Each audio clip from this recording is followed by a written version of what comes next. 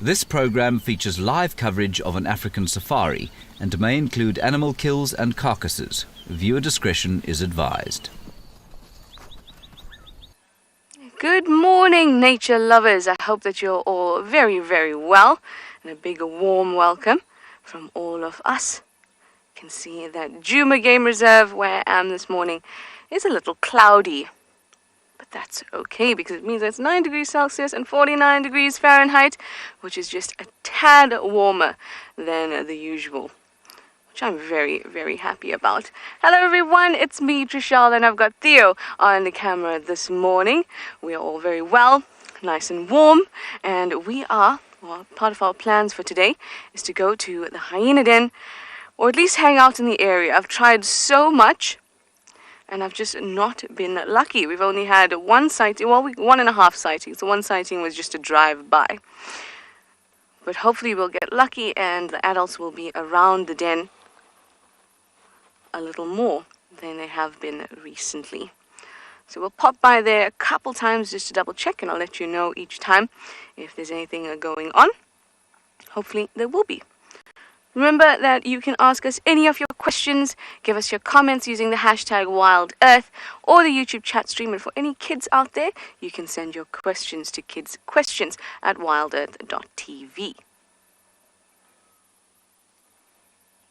Look at that glorious color. Just wonderful out here. So we're on quarantine at the moment, making our way down.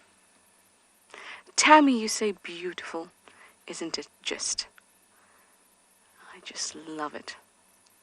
Hot ball of fire rising in the east, giving us a spectacular display. And just gorgeous. Well, off I go. I'm going to look for the hyenas. The first things first, I'll pop into the den.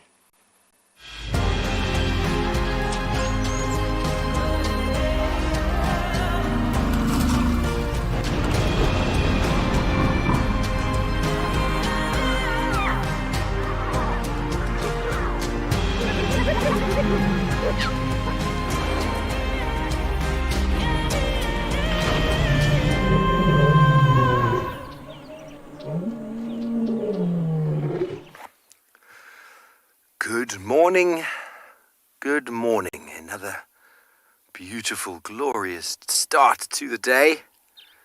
Coming to you from Djuma Private Game Reserve in the Sabi Sands. I hope everybody is having a wonderful start to their day. We have decided to just pull up here on the side of the road in an open area and wait for the dawn.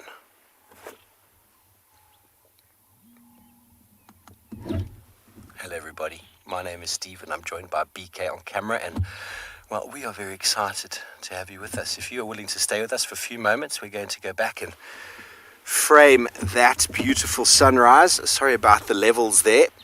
I've parked very badly for BK, giving him a very hard time keeping things level, but if you're willing to stay with us for a few moments, I'm going to just keep quiet and allow you to take it all in.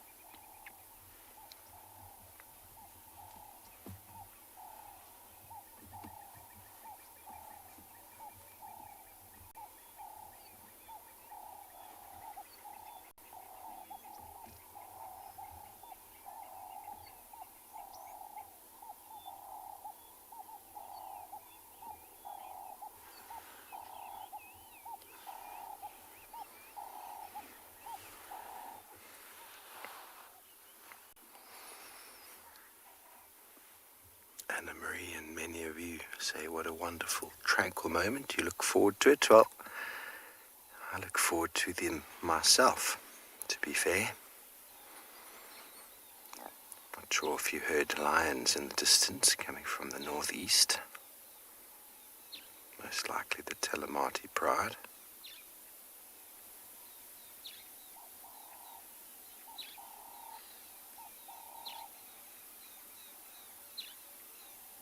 But quite far off.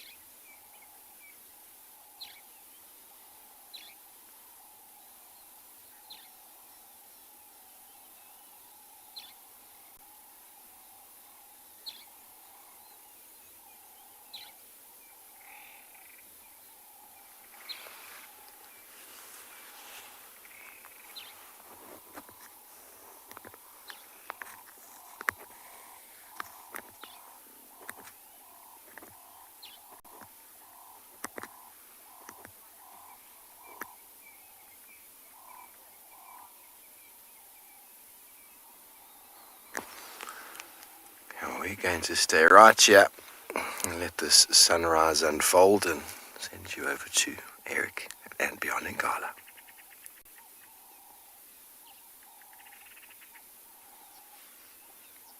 Good morning, everybody, and welcome to andBeyond in Ngala. My name is Eric, and behind camera is Owen, as always. We decided just to quickly stop and see what was going on this morning, spend that time in the next sort of 5 minutes just to listen and take in all the sounds. And the first animal that we've literally seen this morning is a really nice big giraffe who's hiding his head in the bushes there. Okay, I'll creep a bit forward. I think there's a bush in the way, so excuse the shake. There we go. It's a much clearer view. And he looks like he is in a very deep feed at the moment. It was quite interesting this morning. We started watching the sunrise and there was this beautiful pink and purple color, and then I think the sun disappeared behind the clouds because we're not really seeing any of it anymore. But quite unusual to see so many clouds around this morning. You see there, so you might just see on one or two of the edges of the clouds, we might see a touch of color, a little bit of yellows and oranges, maybe a bit of reds, but nothing that I expected. I thought we were going to see this beautiful array of reds and pinks and oranges.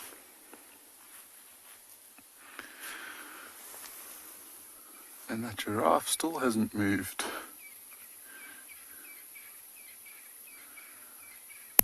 I'm sure you might be able to hear most of the animals. The birds are starting to...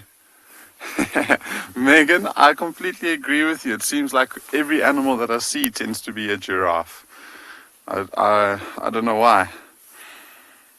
But I don't mind. I mean, I think they are a really cool species to look at. And I find when we've got guests that have come to Africa for the very first time, the majority of them are most impressed by these big giraffe, especially when they are walking out in the open. You can get to see them and how they interact with one another. They are a very, very interesting species and they are very cool to watch. Wish this one would show itself a little bit more.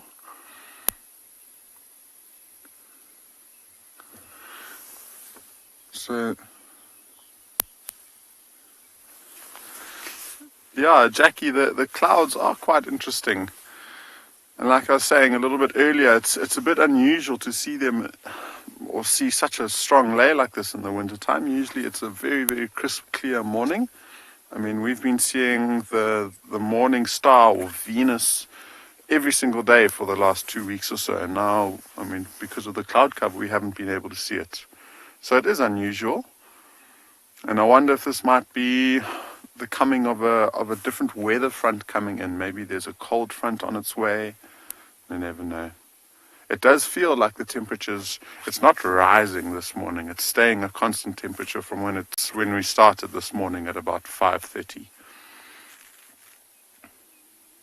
See, this giraffe is taking a moment. It looks like it's stopped and not moving.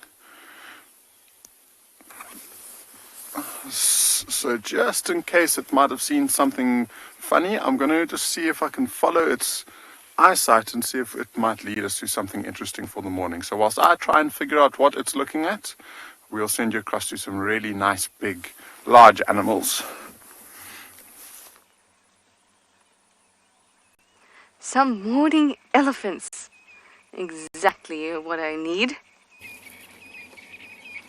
This one has been giving us a great example of how to use your trunk. If you have a trunk at home and you're not sure how to use it, watch this girl. Just gorgeous. I'm very excited this morning. I have beans, if that's what you call it. Full of beans. There we go. I had a teaspoon of peanut butter and a cup of tea, and I'm very excited and so excited to see the elephants as well. And hopefully that means that we'll be able to see the hyenas. In fact, I'm not far from the den at all. I'm just at the junction of Weaver's Nest and Philemon's cut line. So the den is right here on the junction of the den road.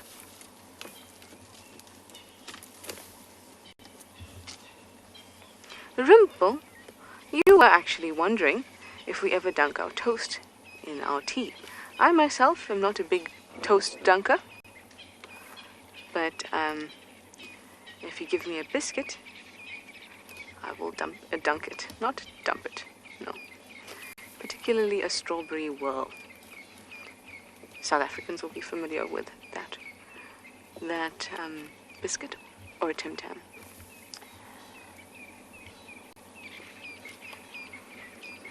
So for your trunk at home, what you want to be able to do is first get some good grip with those two finger-like protrusions. You need to know how to work those well. Exercise them by pulling off bark from a trunk. That's a great way to get some practice. And then you've got to take your tusk and slide it in between. There we go. And then pull along. That's how we get the juicy bark. Isn't she an excellent demonstrator? You should work at the university in the Department of Trunk Control.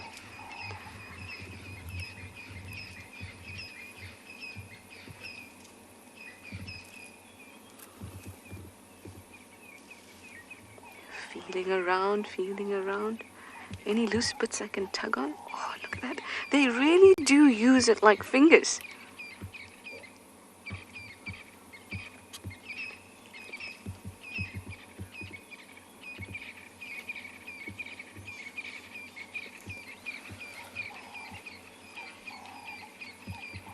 There are some theories that,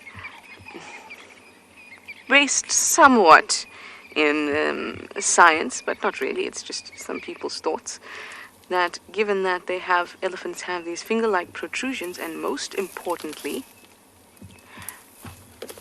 have a limb that is freed up, in this case the trunk, with these finger-like protrusions, and the fact that they have around the same amount of neurons in their brain that we have, or neural connections, and the size of their brain and their intelligence, that if we weren't the dominant species on the planet, perhaps they would be.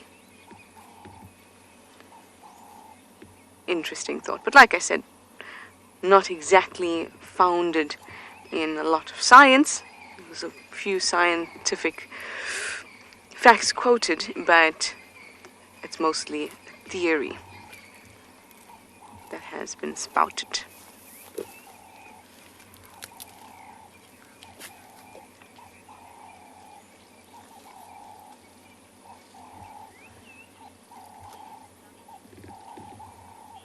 Chrissy, you say you're loving these close-ups. Well, thank you very much. Theo is excellent at his close-ups. Oh, there we go.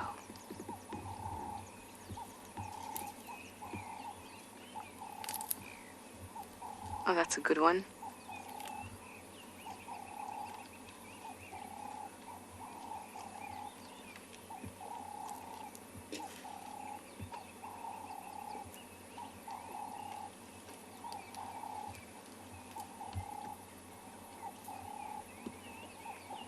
are so good at this. Something so large. They're able to be so careful with their trunk.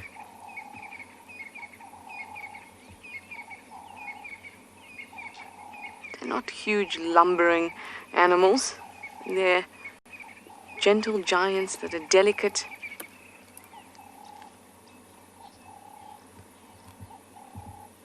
Very, very careful. Oh, look at that. That now, using the trunk to actually kind of make a cut through the bark so they can pull on another loose bit. Oh, just gorgeous. So glad we could share that together. Well, let me send you over to Doomy to say good morning, and I'm going to try to move towards the den through my roadblock.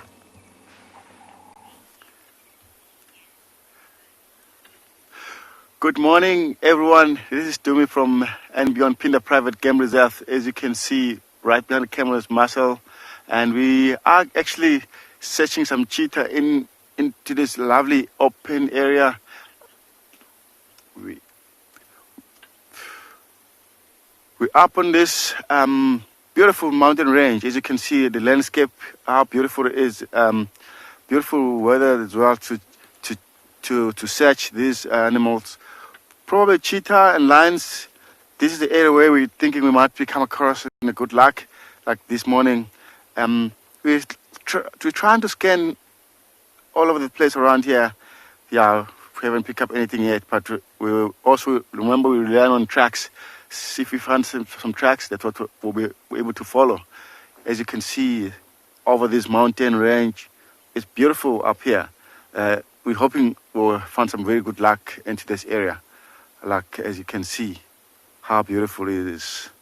Actually, this is my favorite place to come across, driving a luck, searching animals. Also we like driving and stopping, listening if there's any alarm calling or vocalization for lions.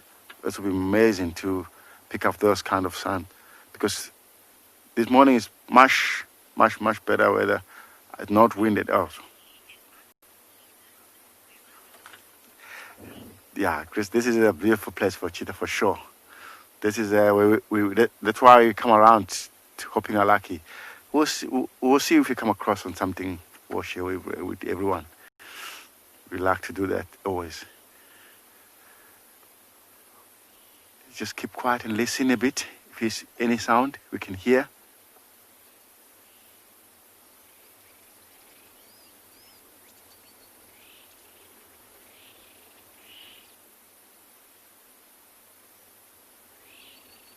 Yeah, lovely. Well, we'll continue, and while we still have a nice time to search along this area, see if we can get anything there. All right.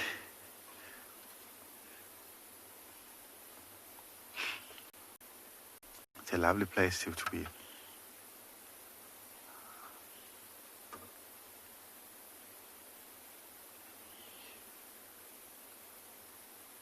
That kind of landscape, you can see a lot of different.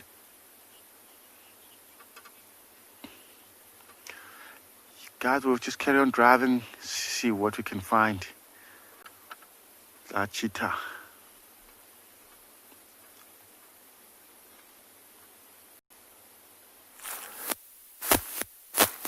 Thanks, Doomy. Well, we've moved on from our sunrise. It all got caught behind the clouds. And just having a look at some tracks now on our southern boundary. And while I find myself off the vehicle, yes, it is time to hug a tree. Good morning, beautiful marula tree. When last did you hug a tree, everybody? It is actually quite special to hug a tree. There's a lot of energy. The tree is rooted deep in the ground, and it's solid. It doesn't move, and when it does move, it dances to the music of the wind. There's a lot of power in it. This guy has stood here for a long time, this marula. He's stood here for a very long time, and he's just watched the world go by with an enormous amount of patience and fortitude to just grow, take the nutrients, provide shelter and shade. Possibly a leopard or two have perched themselves up in this tree with a kill. Any marks seem to be a wonderful example. And then a little bit of elephant activity, but a wonderful looking tree. Thank you. You stay strong and we will see you later. Okay, well, enough of that. Let's jump back on the vehicle and actually do some work, shall we? Whew, I'm excited. We're just checking our southern boundary, see if anything's happened. Those tracks, the audio of lions while we were stationary there were coming far from the Torchwood Bivilshoek side, so we're not going to follow up on them. We might, if we don't pick up anything here, do a complete boundary patrol on the eastern side, cheetah cut line, so that we can. I'm also looking for any activity of Tundi coming in or out.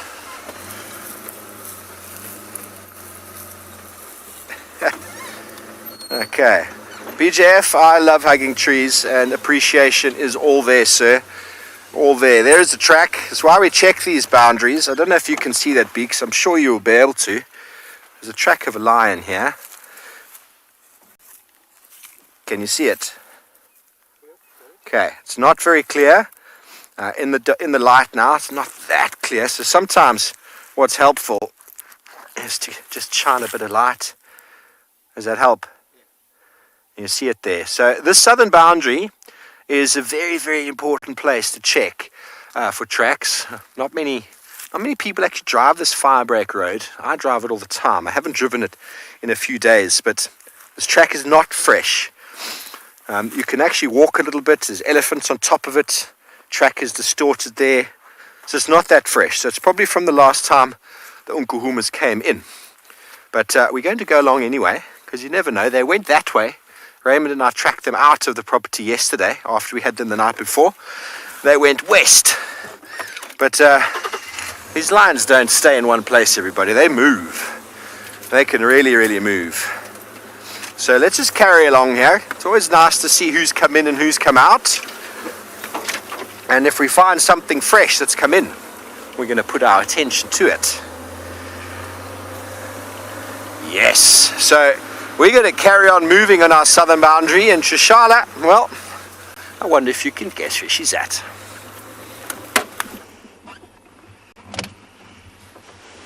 So, I try at the den so often. Most of the time they're not here, but luckily for us today, they are here. And so are Ntima and Ribbon. Hello, little.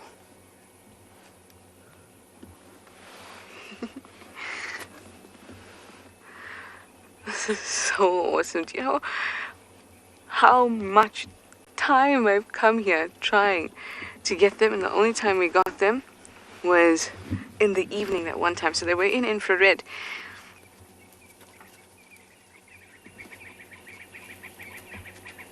And Tima just showing us who's boss because, the camera's here. Now to her, none of these, both these cubs are not a threat. She being a Ribbon's daughter. So I think she's just having a bit of rough play. One thing that makes me very uncomfortable about this den, and if you don't mind, I am going to move. Jerry, you say they've gotten so big. They really have. They really, really have. Although I did see them about a few days ago, but there were no adults around, and then I drove straight through. Look at this. This is like in school when you get pulled by the ear for being naughty. What I was saying is that the path on this den is, for me, too close to the den entrance. Track of a line on the fabric. Oh. They heard Steve's voice and they're like, what was that? That was Steve, guys. Oh, brother to the rescue. I think she might be chasing them in. Let's see. Oh.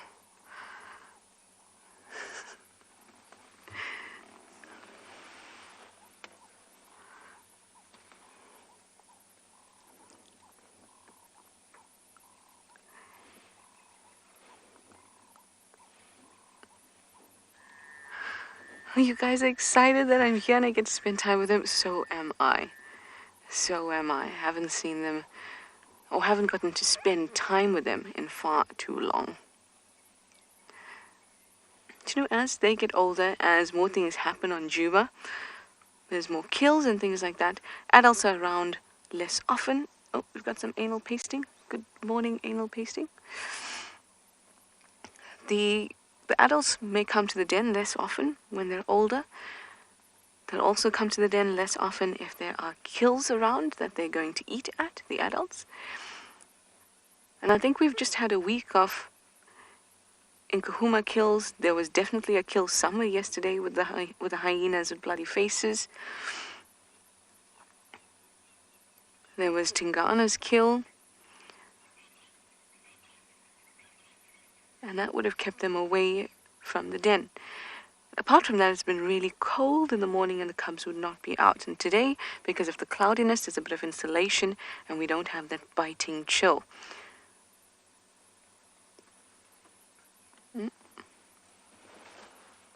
They're doing very casual walk-bys here. I don't want to be on camera. No. I'm just walking behind the news presenter.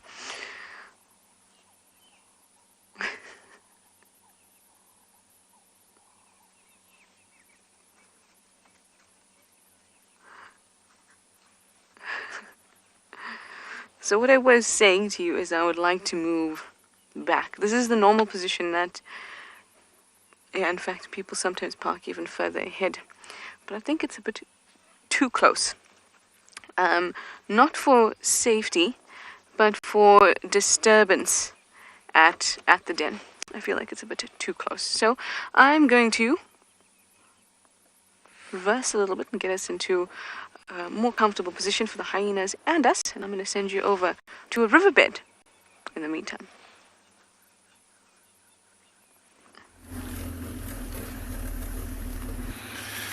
So fantastic. We're starting our morning off with hyena cubs already. That's really cool. We are down in the river taking a cruise. It's much smaller than the river that we usually drive down, but we're going to get to the confluence shortly. And one of the reasons why we decided to come down into this area is Owen and Nikki yesterday were trying to look for a carcass that was found by our tracking team. And it was an impala carcass that was underneath a tree, but by the sounds of things it wasn't hoisted yet. And so we went to the last position where Nikki and Owen went to go and check last night. We couldn't find the carcass, and so we've decided to come back and try on the river side of it. And we're in the area where, I mean, it would definitely have been a leopard that caught that carcass. We're just trying to figure out exactly who it might be and if they've still got it, where they might have taken it towards. And so the best place to check is the riverbed, because we can scan into the thickets, we can look up the trees. It just gives us the best view of the area. I actually just want to show you quickly the root system of this tree. I think it is absolutely, just look at how it's been growing. It goes up, the patterns are just insane. And this is a tree called a scotia or a weeping boerbean. And it was obviously here before the bank started eroding away. And so all of that usually is underground. And I think it's quite amazing that it's still standing. And unfortunately, if it still keeps eroding, it will eventually fall down. But I think it's, I mean, there's those nice little nooks and crannies that if a leopardess was hiding her cubs in a little spot like that would be very cool. Yeah, so whilst we get to the confluence looking for this leopard, apparently Trish has managed to position and is showing the hyenas nicely. So let's go and see what they're up to this morning. Well, I've positioned in a more comfortable way for the cubs, so they can walk straight through to Mum and back and see Mum and Big Sister.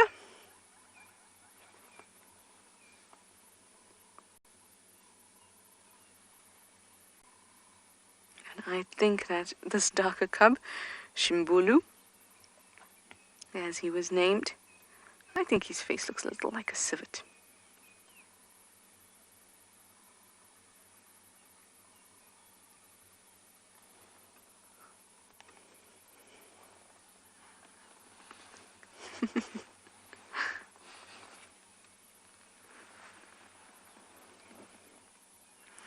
Also, you'd like to know how would the hyenas rank if they all have the same mother?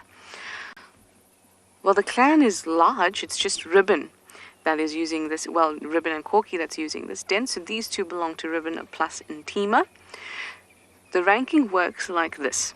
Females are always ranked above males, but the youngest female is highest ranked. So if there was a female amongst these two, then it would outrank Intima. But because they're both males, Intima still holds her rank. So these guys will actually have to, at some point, decide whether they want to stay in the clan or the comfy and have or hold this comfy position of mum being matriarch, which is lovely for your own, comfort, but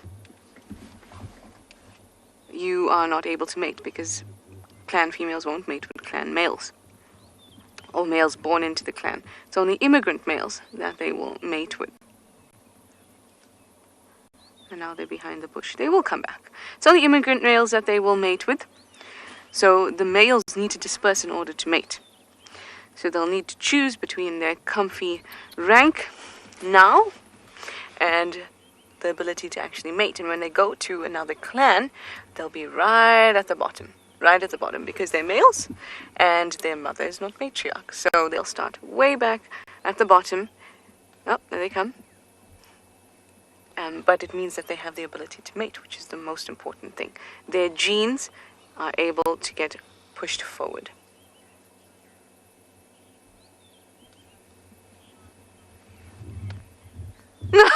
Oh, Luke.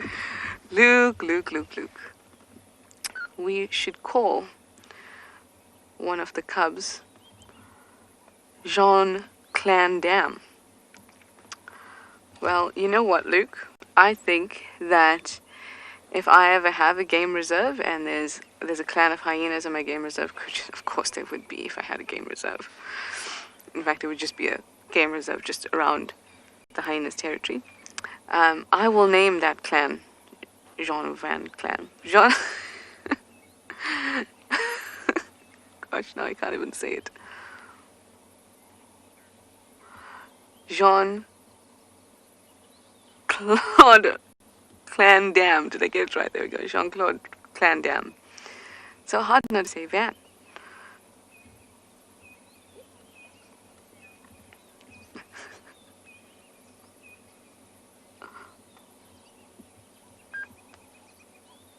Don't you just love this common spike thorn that's in the way? I actually do love it. I love common spike thorns. I think they're beautiful. They always have lichen on them as well. No, I'm not going to say that joke. I'm holding myself back.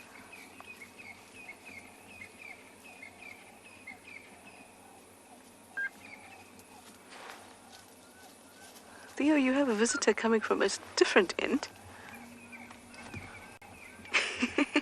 Someone's gone exploring.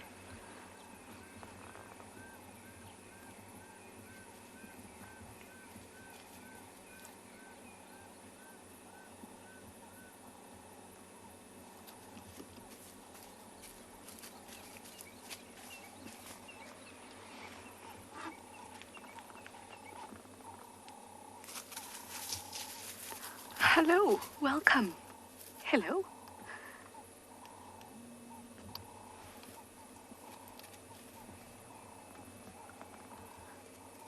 I've moved further away from the den, but still they come.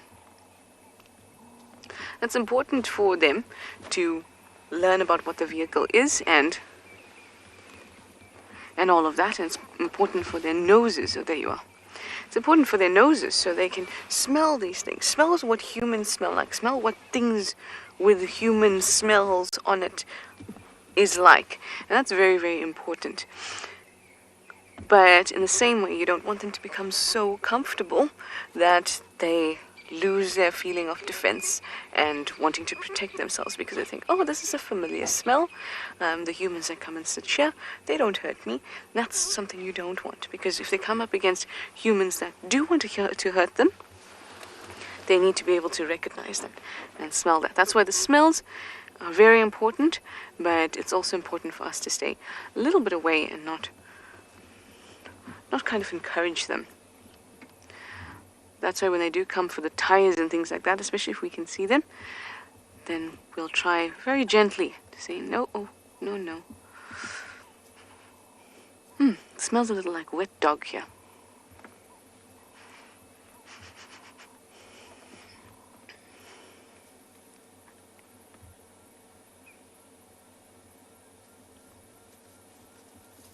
Gorgeous. Gorgeous. I'm sorry that we're a little bit further away, but I think it is better for them, and I'm sure that you would agree. I am going to sit tight, obviously, watch what else this little family has going on for the morning. WildEarth relies on support from viewers like you to carry on broadcasting our daily live shows. A small donation goes a long way in helping us on our mission to connect the world with nature. Please visit our support page to see how you can help and become part of the WildEarth family. Thanks, Joshala. Well, I've just got a comment, everybody. Jean-Claude Van Clan is the funniest hyena name I think I've ever heard. Well done, whoever that was who commented. BK and I nearly fell off the vehicle over here. And well, everybody, we decided once again that seeing as the light that was pushing through the clouds is so majestic, and often termed in Renaissance paintings as the fingers of God, we're going to stop and allow you to enjoy it as well.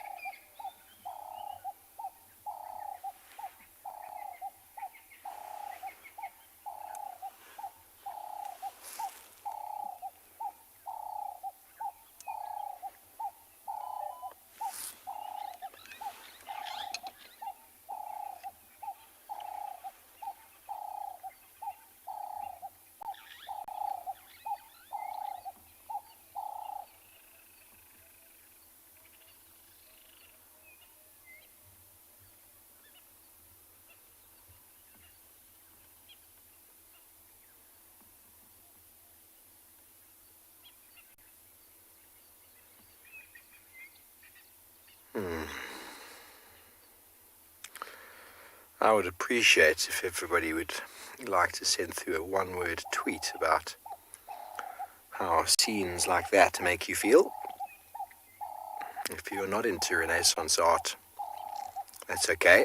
I went to Florence years ago and saw some of the paintings, and was described by one of the tour guides there about how the way that those tendrils of light filter through the clouds and fall onto buildings is well described as the fingers of God by those early painters, which I think is quite a wonderful, wonderful thing.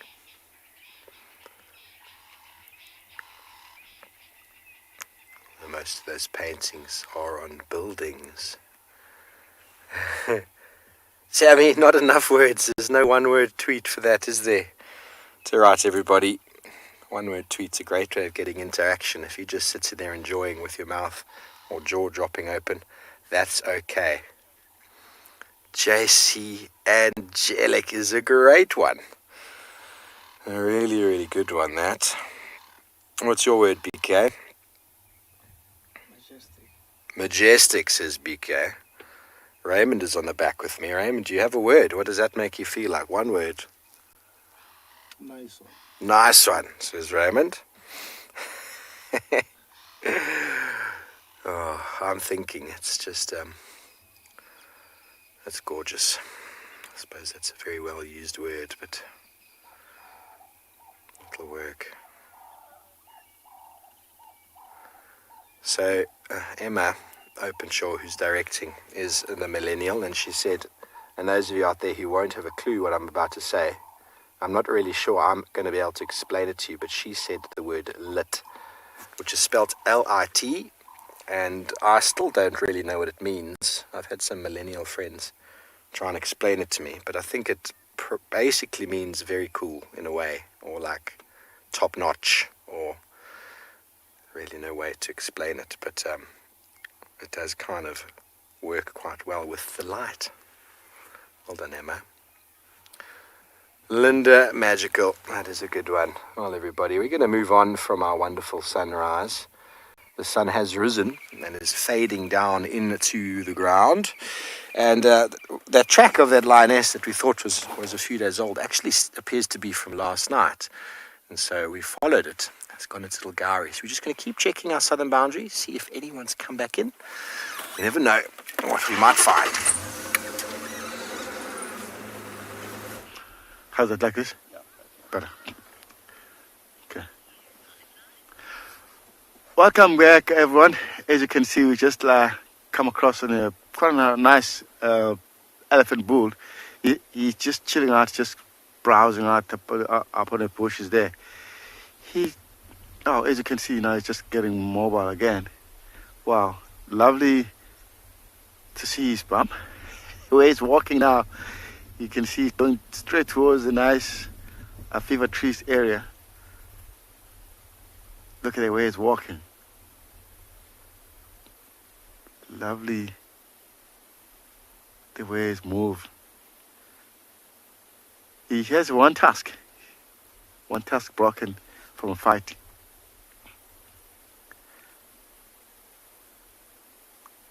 Quite a nice big boy. It's a lovely area where he is, because a lot of food for himself to feed on it. Look at it. I like the way he's walking. He's just gently, silent move.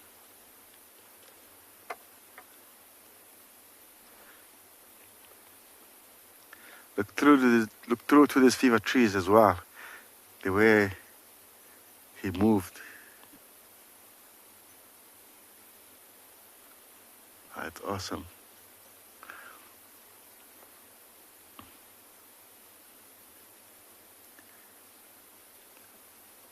I like the way if you look at his background there by the mountains, this is a lovely area.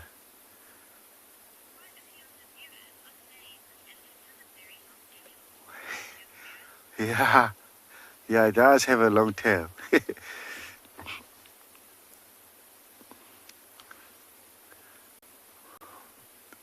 Awesome area.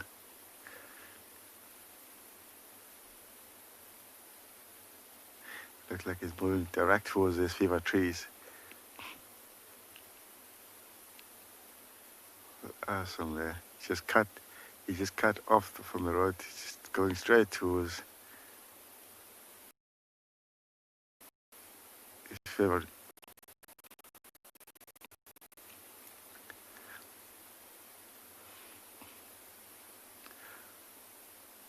Amazing this where he's going through.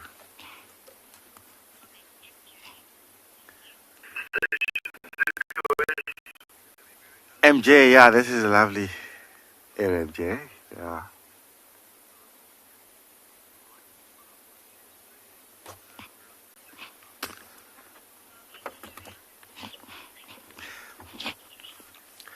Well, guys, we'll just carry on with our plan. We still want to try and find our cheetah. Whatever comes, like say never for anything comes in the wild. We take it what it comes. So all four were standing there, just wonderfully, and then Emma said, live, and then they all scattered. So there's another hyena that's approaching the den. Ruben and Tima have just gone toward it, and the cubs have gone into the den. So let's just wait a little bit and see what happens. Also, I must tell you that when I was talking about the rank, I was thinking about the matriarchy. So the the two cubs being younger will outrank Intima at the moment. But when they are older, Intima will outrank them because she's female. But currently, because they are the youngest set of cubs, regardless of sex, they will outrank Intima. But in terms of matriarchy, Intima would be the one who is next in line. I was thinking about that earlier, and I was thinking about how these cubs interacting, and I was like, no, why did I explain it like that?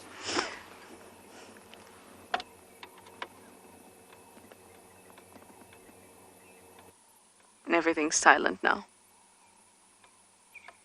Let's just sit for a little bit, because I know that they are on the other side of the mound, just through that bush. Hopefully it was Corky that had come.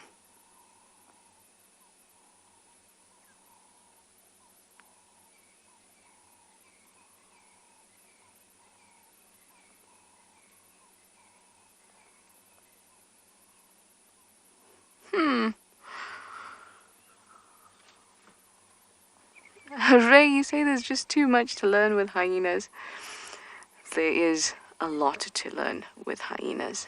They're incredible creatures with such intelligence. Really very, very, very intelligent.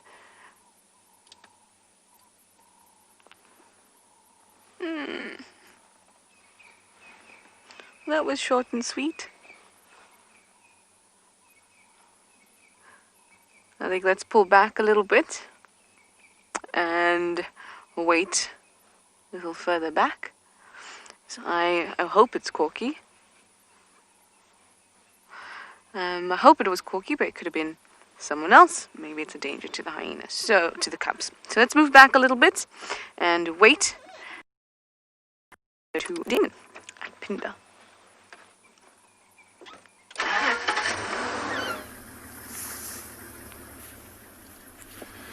We are actually just about to leave the riverbed, and this is much bigger than the one that we last left you in. So we're in the Timbavati at the moment.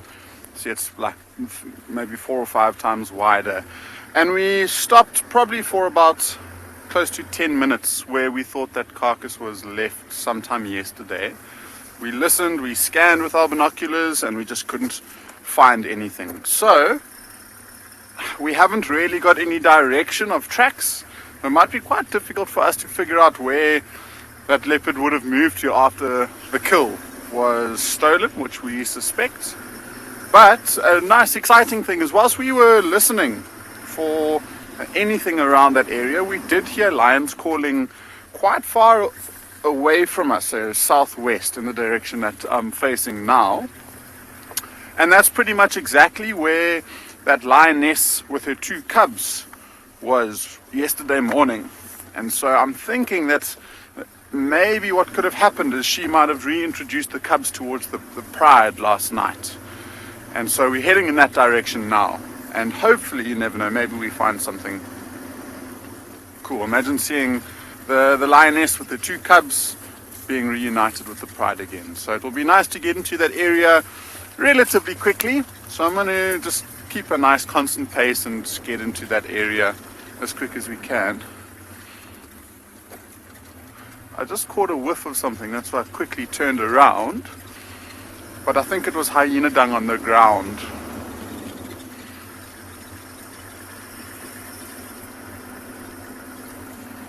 So it does look, I mean, from when we first saw you this morning, it does look like the clouds are starting to disperse. So Jenny, it is looking very green, and it's because we're very close to the water. And what helps it look green, I think, Jenny, are these little plants like this. So this is a plant called a spike thorn, and they keep their green leaves throughout the whole year. And because there's lots of water down by the river, lots of these green plants, these evergreen plants, grow. And so it looks very, very green. I mean, if you look at the grass around us where we're driving, it's all completely golden, full on in the winter colors. And so you'll see as we start, it'll be interesting. I mean, in the next 20-30 minutes, as we start moving away from the river, you'll see that dramatic change again from almost no green leaves to all of the winter, all of the leaves dropping from the trees in the winter time. We were saying it's only in the last maybe week and a half or so where it's really truly felt like it's properly in the winter time at the moment. We've been building up to this moment for the last month or two, and now it feels like winter. I don't know what it is, it just feels like the winter has finally arrived.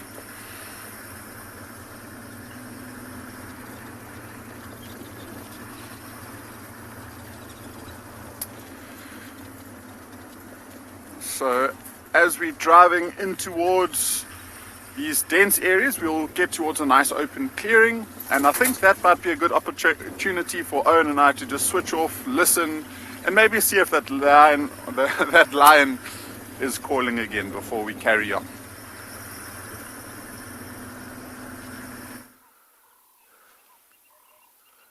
Well, good luck, Eric, in finding your animals. We haven't managed to locate anything from tracks this morning, but we just popped our nose into Chitwa real quickly, everybody. We're here at Chitwa Watering Hole, and well, we just couldn't help but just stop for a moment. There hasn't really been much of a cloud in the sky for the last few weeks, and there's been a little bit of a front predicted. I could see it pulling in yesterday from the distance, and it always pulls in some cloud. Beauty of light, cloud and water, coupled with the amazing sounds of birds in the morning, it's making this quite a scenic drive.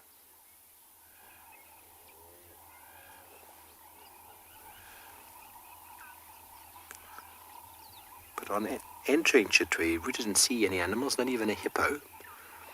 Probably out grazing still because it's quite nice and overcast. And BK was getting a little bit of a spider sense in his tummy that we should go and check the airstrip.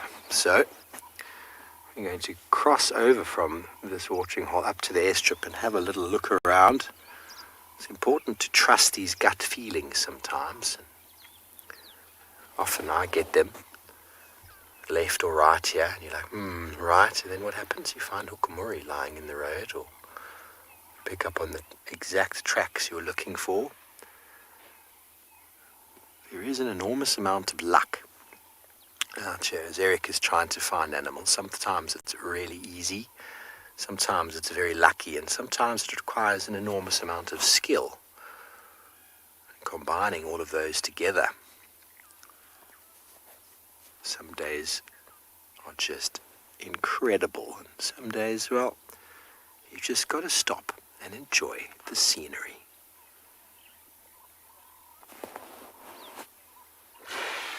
Hello, Fiona. You're a new viewer. Fiona, well, you've done exactly what you needed to do with asking a question. You've asked one. So whatever you did before, Fiona, you've asked it. Hashtag WildEarth on Twitter, or type in @FC on the YouTube chat stream if you're following the program there. Or you can throw it in on the Twitch platform @FC, if that is your preferred medium.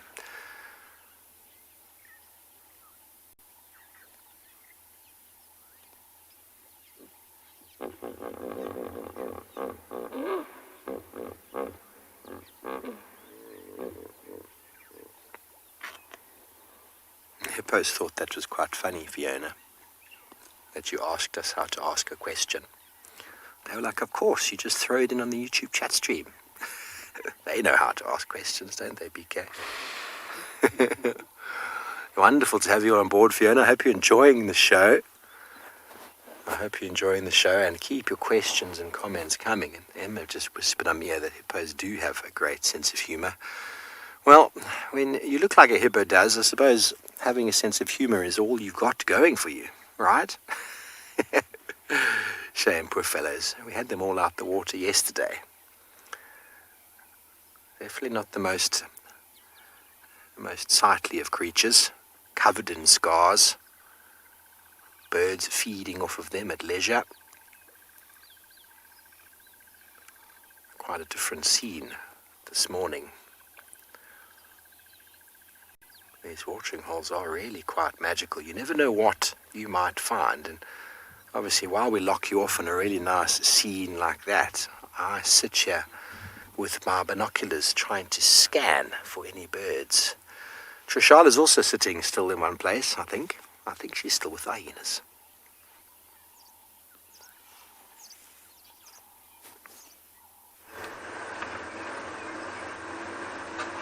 I am not.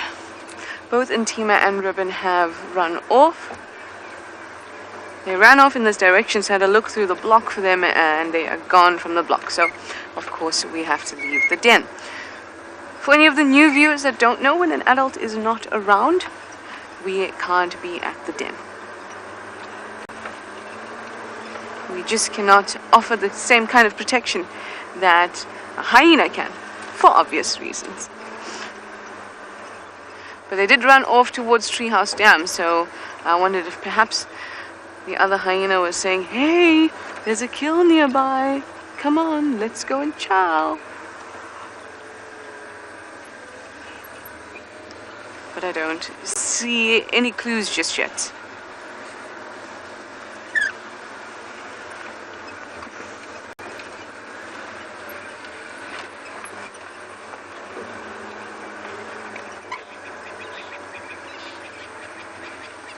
Kelly, you'd like to know how far the cubs would wander from the den without an adult around. I've been to the den before when they're out and there isn't an adult around, and that's when I tell you guys, oh, I went through and there was cubs are out, but the adults weren't there, and they don't go far at all. They kind of stay at the base of the mound, and they won't. Oh, this is a lovely reflection. It's a bit murky, but it's a beautiful reflection in the water. So they'll just kind of stay around the bare bits of the mound. I haven't seen them come into the grass. Maybe they do when they think that mum is really, really not around and they want to explore. But they're still new. And though they may be very brave when their mum is around, when she's not, they can feel very vulnerable. As do most little mammals. Oh, the gorgeous reflection. Yay, one of my favorites. Just on that corner, there's a grey go-away bird having a drink. It's so difficult to see.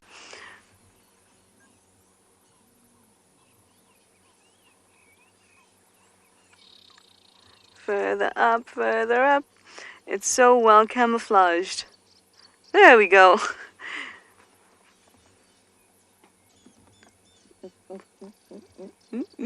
Yes, very tasty.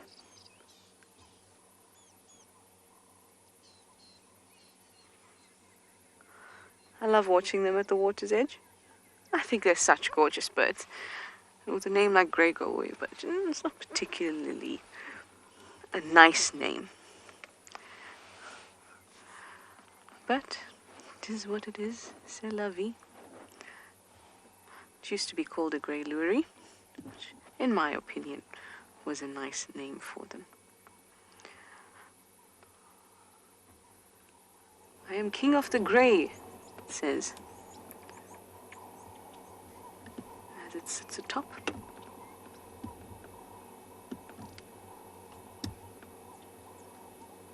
Oh, we're a little bit cold.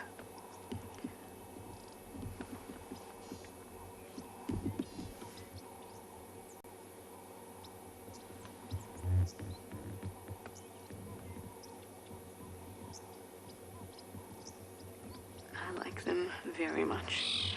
Well, nothing else seems to be going on. Lorraine, you'd like to know why they're called go-away birds? I would think because of their call.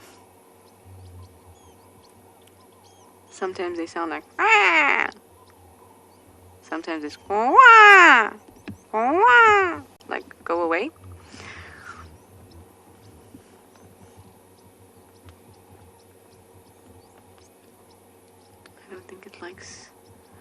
It likes this description.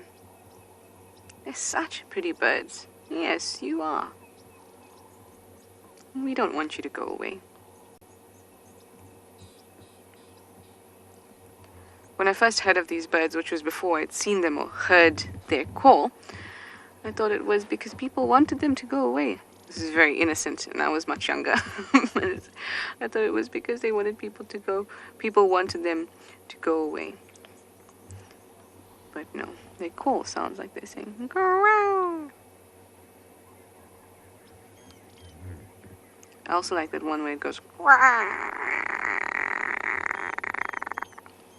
which is a bit weird.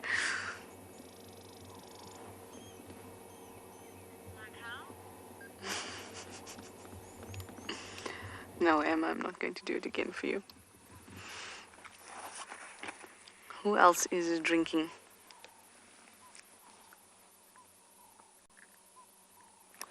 Listed Little Crested Franklin.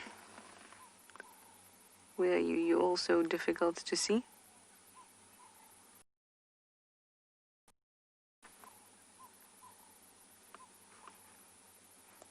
There it is. Came down to the local watering hole for a bit of a drink. Go, go, go, go, go. See, this could be a go-away bird too. Anyway, off it goes, and off I send you to Doomy, who is on the move.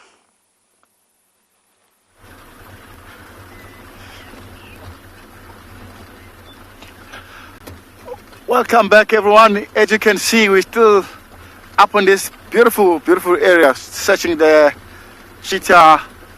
So far, we haven't come across any luck here yet, but hopefully we'll come across something. Anything comes, we're checking. Even the line tracks, will do it. If we find some tracks, we're just looking if there's any tracks in this area. So far, so good. No sign of anything. But we coming back to the area where we lost the cheetah with 3 last night.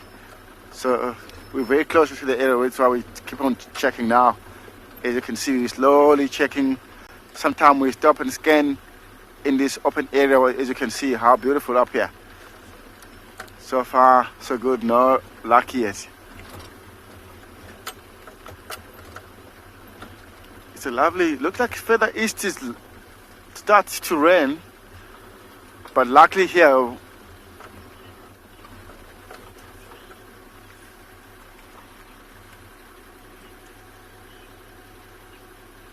I didn't get that right. This can animals want to look and see color?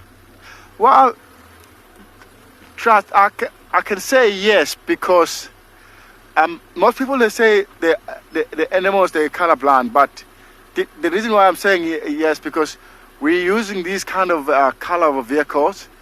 If we have someone driving different car, they completely change the behavior. That's why I realized they can see the different color. Even the sound of the engine, the animals, they can use that. Trust. Good.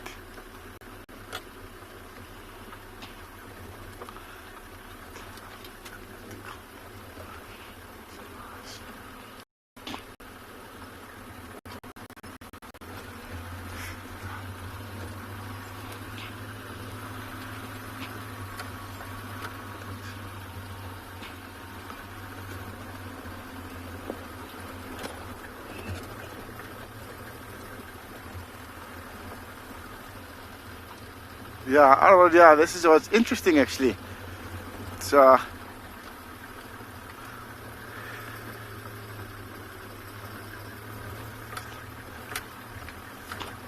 that's lovely up here. We're hoping to see some tracks, but only thing we saw a lot of like an old tracks of was an old leopard tracks back there. Oh, what is this?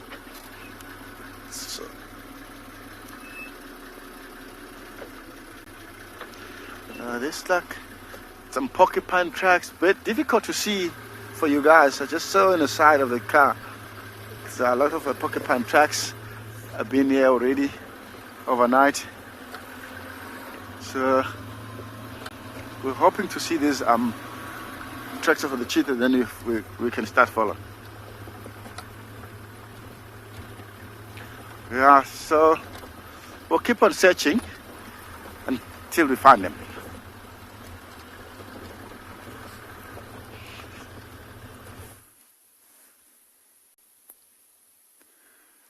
I wish Djuma good luck. It's always awesome to spend time with the cheetah family, so hopefully we're in for some exciting times this morning. You can see we've stopped and we've come to one of these open areas where we think that we heard those lions calling a little bit earlier.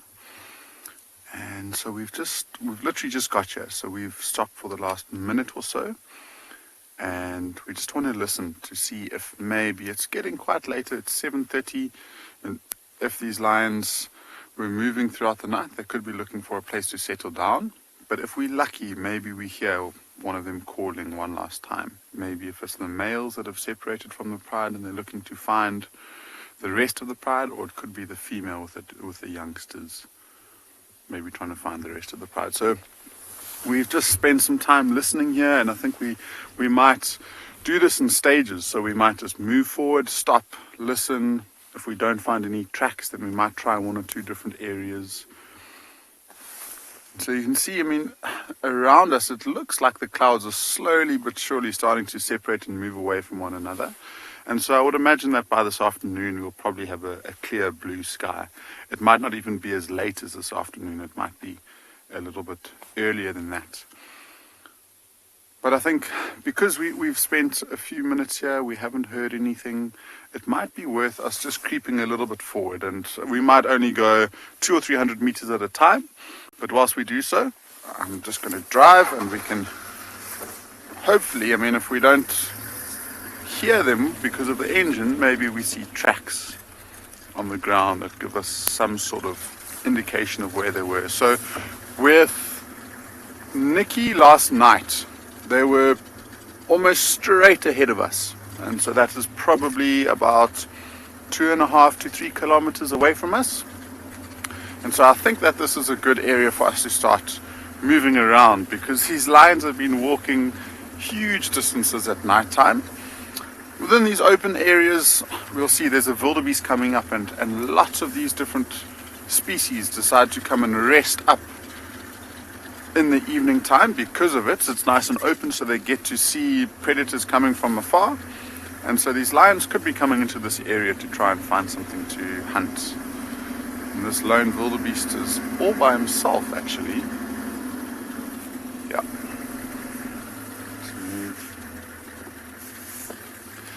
He doesn't look too disturbed or too alarmed at all. And he's just watching us at the moment. And this could have even been the space that he decided to rest up last night. And if you look just to the left of him on the ground, there's a little hollow patch that's got no grass growing and lots of dung. And so this is probably one of the spots that this wildebeest marks his territory. And he actually might be doing it. Let's see. No. I thought he might walk up to the tree and rub his face up against the bush. It's a way of marking his territory. There we go. He's marking his territory in a different way now. So now he's got a gland in between his hooves that he's using.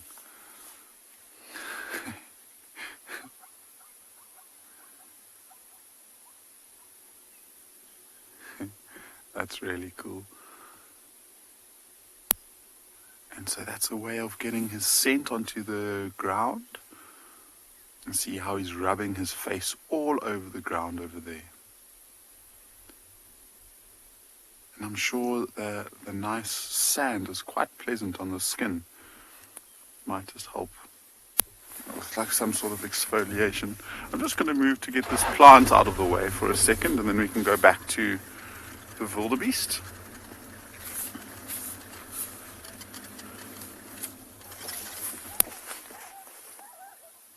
If you can hear that in the distance, there's some zebras that are calling. But it seems more like a stallion barking than alarm calling. Now, Conrad, with this wildebeest and the behavior that we've been watching, he's scraping around and rolling, and he's scent marking. And the reason why he's scent marking is because this is his territory.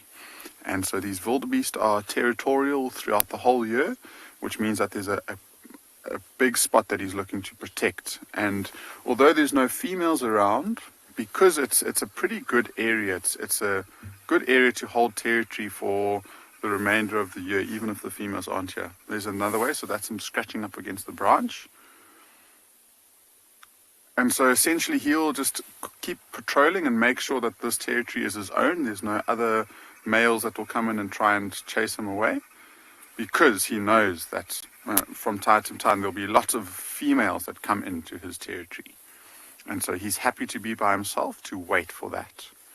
And on the odd occasion, if there's no other wildebeest around, you might find a wildebeest like this will latch onto herds of other animals. So we heard those zebras calling in the background. He might join them. We often see lone wildebeest bulls with a huge herd of impala. And I think it's just to increase the chances of spotting something. You can imagine by himself now, he has to focus a lot more on all of the movements around him. And so I think that's why, he's quite alert this morning. Whereas if he was in a big herd of impalas, there's potentially up to 100 different pairs of eyes and ears that are looking around for potential danger. And so he's scent marking now. He would have settled down here. I think the way that he's walking is he's walking towards a nice big water hole, which is maybe another kilometer or two. So you might go have a drink and then you'll come back into this area. So I'm satisfied with us sitting and listening with no sounds of those lions yet. So I'm going to creep on forward and send you back to Trishala.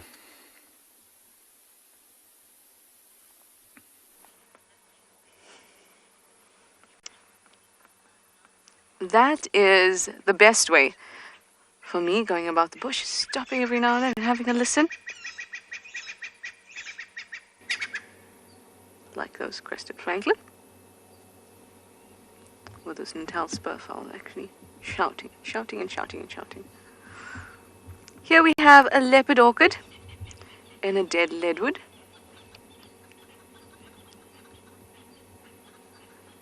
I must share with you that when I was telling Theo about a leadwood at one point, and then later on he asked me, which is that tree you're talking about, the deadwood? And I thought, actually, that's a good way of remembering it, because these trees stand for about 100 years after they've died. That's a good way of remembering it. The deadwood, leadwood. Here we have a gorgeous leopard orchid. They're quite nice because in the winter that's when they're flowering.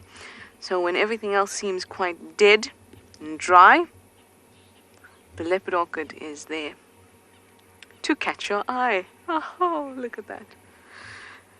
Can you tell I'm having a good morning? I think seeing the cubs was just really, really nice. I've seen them, as I said, but not gotten to share it with you. Very, very pretty. I'm just looking around for maybe another tree to do with you guys. Oh, since you obviously know that that's a leadwood with a leopard orchid in it.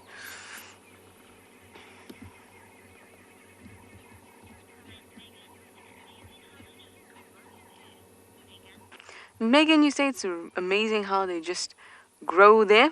We call that epiphytic. So they just need somewhere to anchor onto. And that leadwood provides a perfect, nice, solid structure.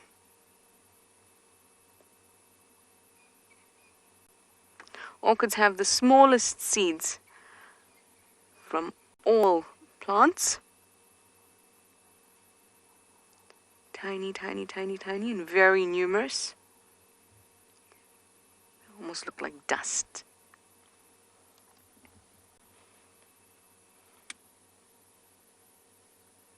I'm also listening.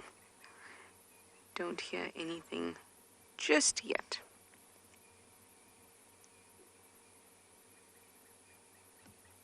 Now I'm going to have to find one of the trees that we don't see too often, and we can have a bit of a tree quiz.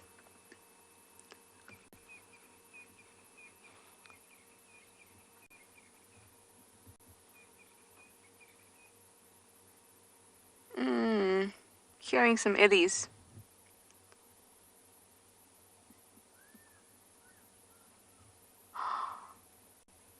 Did you hear that? I heard a fish eagle.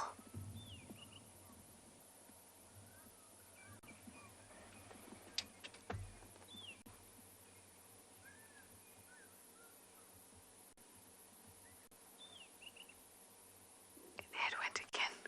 Oh, that's so cool. Sometimes there's one that hangs around, obviously close enough to the camp because I hear it in the mornings, which is just really nice. Alright, let's head out.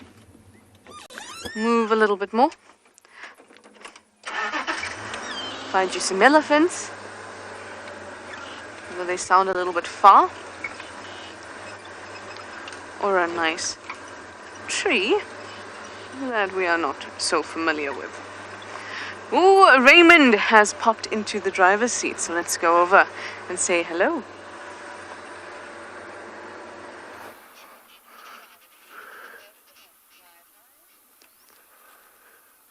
Welcome back to, we are at Chita, at the Chita Dam, where there is lots of people right over here. So we've been trying to move that side to the airstrip. We find the footprint of a male leopard. Unfortunately, we missed it. We also heard a little bit of sound somewhere a little bit far, but not really close to us, because this area is a little bit, we are very close to the boundary. So I think maybe even that leopard crossed through to the other boundary. So right over here we have got some hippos, which are very, very relaxed. It is evening for them because they need to sleep for a while. Maybe this afternoon when the sun comes out, they will come out from the water. They spend more time during the night by going out looking for a food, because they are eating the...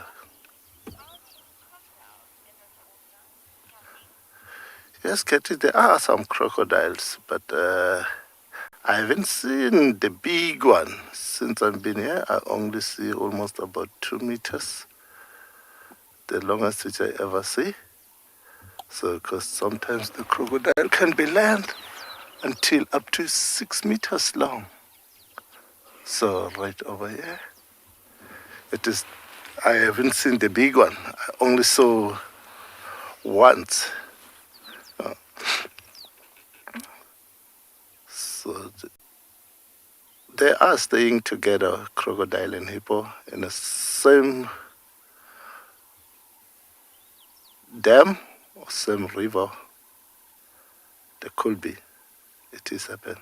So those hippos, later on in afternoon, they might come out from the water as their skin needs water. Can spend more hours outside in the evening or at night, but less hours in the water. So I just want to demonstrate something right over here. You can see me? Okay. Right over here, as the hippo are going outside, they're using one path. As long time ago, they were saying that the hippo are the most dangerous animal in Africa. So if they're going, they're using one path to go out and one path to get in. So sometimes if you are on this side while it's coming from that side, it can't let you to or running towards this side or towards this side. You want to come straight over there. So that's why where the people will get caught about the hippos.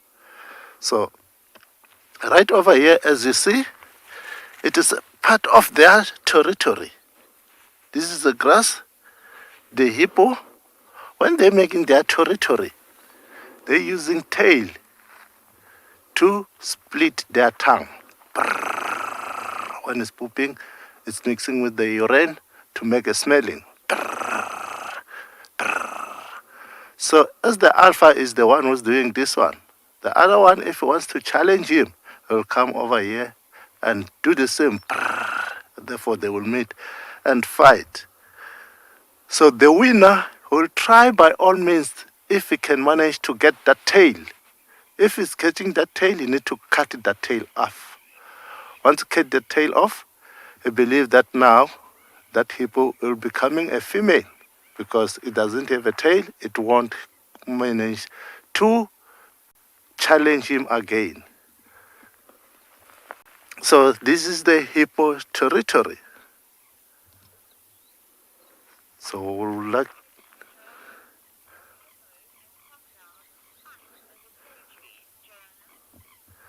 yes, Jonah, they won't fight for territory because they are not eating the same species. They're just only staying in the same area. So the hippo are only eating grass, as you see. This is the dung of a hippo. So a crocodile, it's only eating meat. Doesn't eat anything else. Sometimes can be lucky to get any animal coming to drink the water. So they do eat as well, but mostly they do win on a fish like catfish. It's easy for them to swallow. So if they're getting big,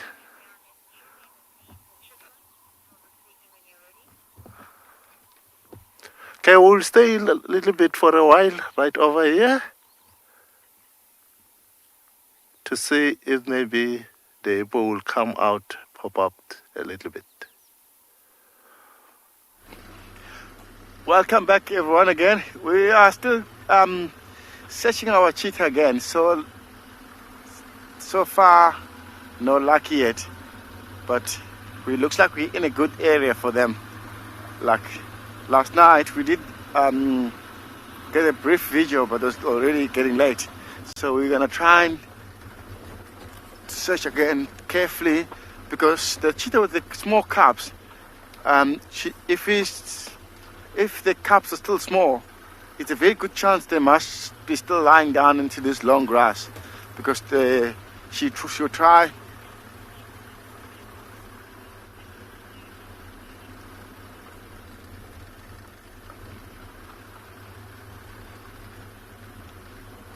So in this area, this is the area we think we might get to see her. So like this nice and cool, she must be still lying down, trying to keep a cub warm. As soon as she realizes a bit more warmer, she will start again hunting. Because normally the cheetah with the small cubs, they'll be still like lying down into this long grass. So that's why we haven't come across any luck yet, even the tracks.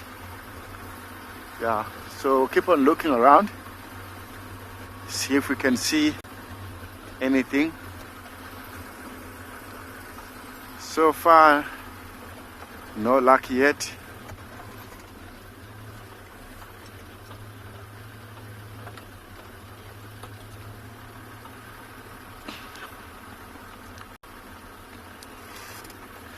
Yeah, that's it's one of the good idea. She might be taking something earlier. That's why sometimes we don't see the animals if they in a bush hiding with the kill. Yeah, that's it's one of the reasons why it make it a little bit more difficult to finding them. Even like a leopard or lion, sometimes if they're on a kill far from the road, it makes it very difficult to know, unless you find some tracks, and then you know, you start following the tracks, and then you find the animals. Like now, yeah, still difficult because we haven't seen any tracks yet. As soon as we see some tracks, then we know.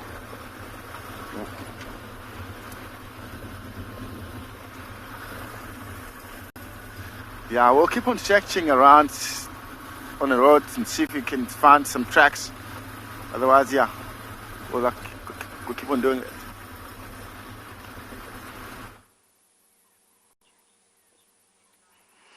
I have just come to check Chili Pan because it was so good to us last time. And we saw that green-winged petilia. But it is very, very quiet this morning. I mean, the water doesn't look great. It's a little murky. It's got some nice layers of gunk on the top of it.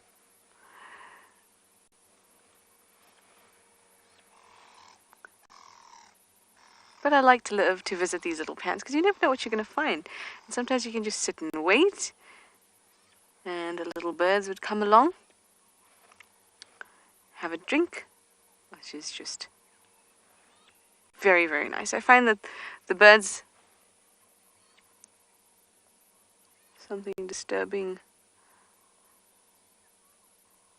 The problem with Franklin's shouting is that they're so unreliable because they fight amongst themselves so much. What I was saying is these smaller pans, I tend to see more birds along the edges having a good drink. So sometimes I like to just sit and wait. But it seems that this time we are not so lucky. But, you know, it can't be every day. I'm just so chuffed by that petilia the other day.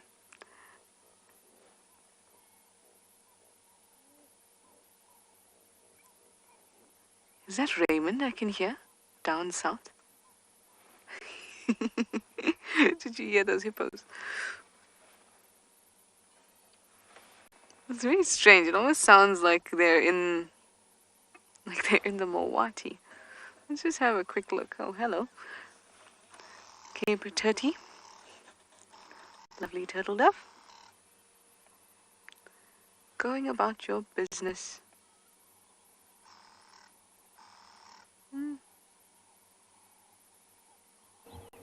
You know when birds move their heads like that as they walk? It's not so much their heads bobbing forward as it is the rest of their body flinging forward. So they try to move their head at the last moment. So they put the head first, then the body swings forward. Then they put the head again and then the body swings forward. So that only in the last moment do they have to move their head.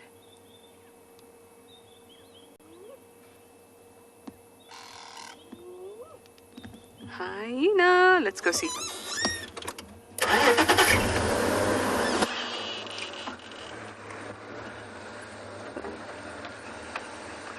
Now they will do that, the birds that is, with their head, in order to...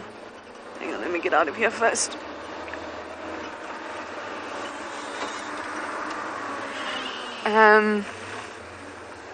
In order to help their vision. So it makes sure that they're... It's kind of like they're making sure that they don't have to constantly be making up for the fact that they're always moving. In fact, birds that were put on a treadmill where their image wasn't changing, but they were still having to move, didn't bob their heads. Now that is a duiker. That is my kind of scientist. Why didn't I think about putting birds in a treadmill? That is the real question.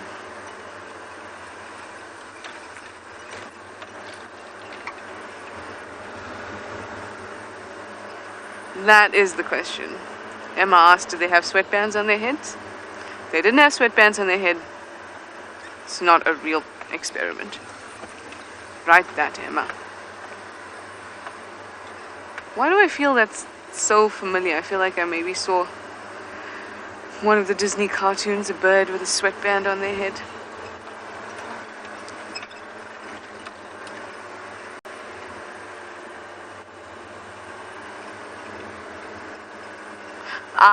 Oh yes, it is very pinky in the brain.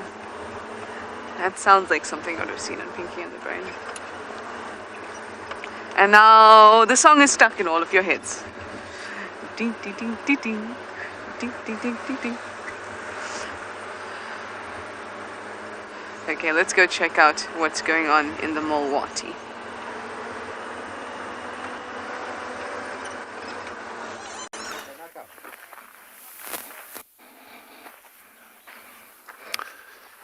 Okay, welcome back.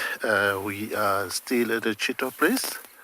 I believe that you're still enjoying our show.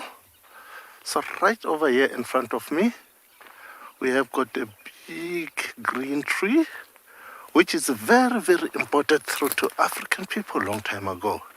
It was a little bit difficult for African people to get some old stuff on modern. So this tree is called a wiping wattle tree. This tree, it is helping the people. If in case you have got something to do in a bush for nature cause, because nature plays its own role. Whatever evenly today, where am I? If the nature plays its own role, I'll have to use this one. This is a bush tissue paper. So once you use this one, you have got an opportunity to throw it away. It is nature to use this one in a bush, but I can't use a tissue paper in a bush because it's have got a color, and that color sometimes becoming white. No matter I can use the pink one, whatever as it is, but it will be white in color. Oh, if you can listen very carefully, I hear the hyena. That's quite a white.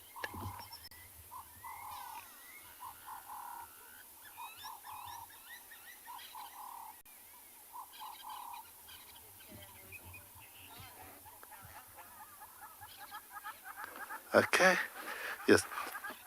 So it was sort of a silence of moment of the listening for those nice sound of hyenas and birds that tell us we are really in a bush.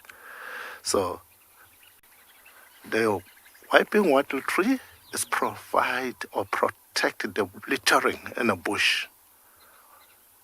Not to litter, you have to use this one. If you throw it on, it's becoming sort of like a fertilizer. And evenly your produce are becoming fertilizers. So once you use a dish, you need to carry with you, and it smells bad. You won't be comfortable by smelling, because if you leave it over there, some other animals, they do like bones to get the calcium. For example, sometimes you can see the giraffes laying down, taking that bone and trying to crunch it in order to get some calcium. So if it is that white, that giraffe, his purpose, it was to get bone and then finally get your tissue, and it will be sick. And once they made a research, find that it is a tissue. Therefore, the person who did that one, yes, Joe, thanks. It is always like that. We do enjoy our nature. So it was sort of like this introduction of this one. We want to move forward as we are trying to find something special. As we heard some hyenas calling that side, it is almost about the time for them to sleep, but they are still active. That tells us there is something. Let's move and see something which is very special if we're lucky. Let's try move on.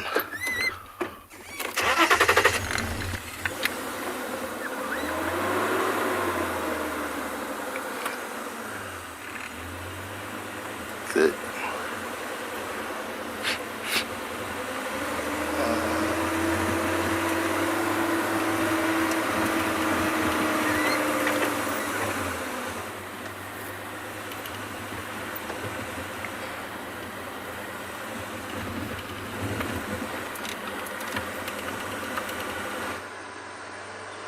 Sorry guys, but you're back in. We're in the Mulwati. There's something very, very quiet about the Mulwati today, but in a slightly, not creepy, but in a slightly like maybe something's watching us kind of way.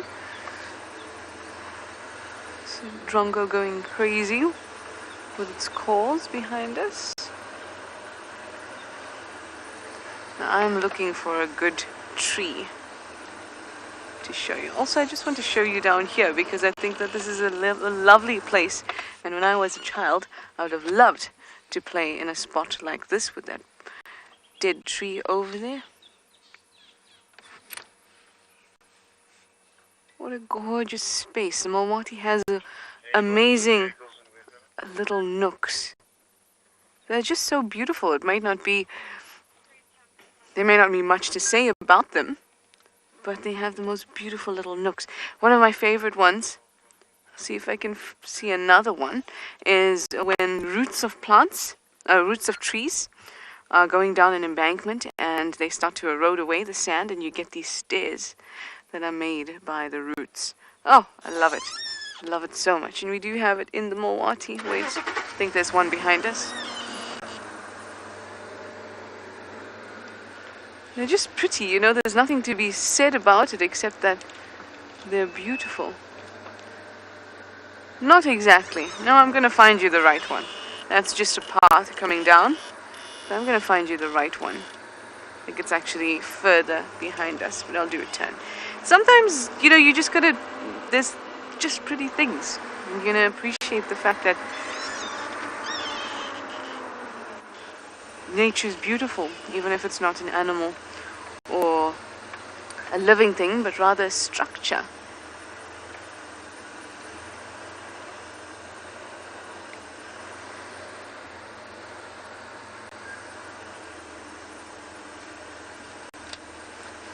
Can you say that tree looked so cool? Didn't it just? The Mulwati is very, very nice this morning. It smells so good. There's lots of cool trees, Megan. It's wonderful.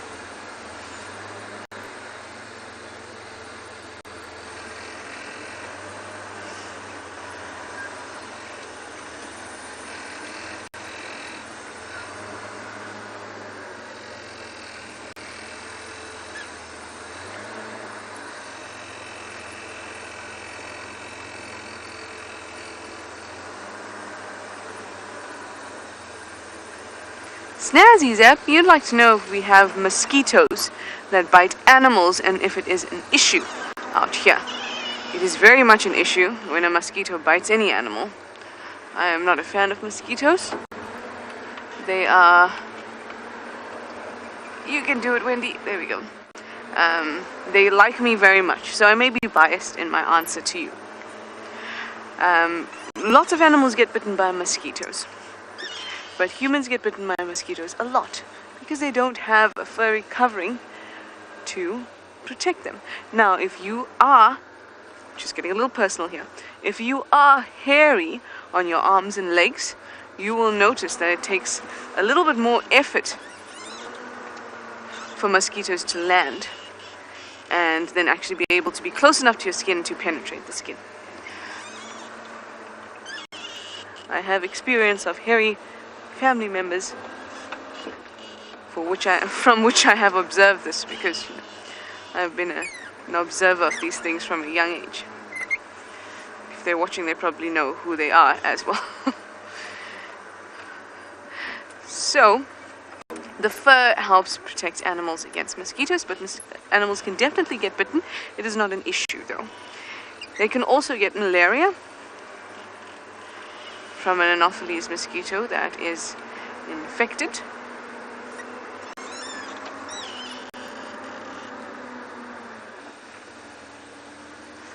But it doesn't present itself in the same way as it does for us. On that note, a bit of news.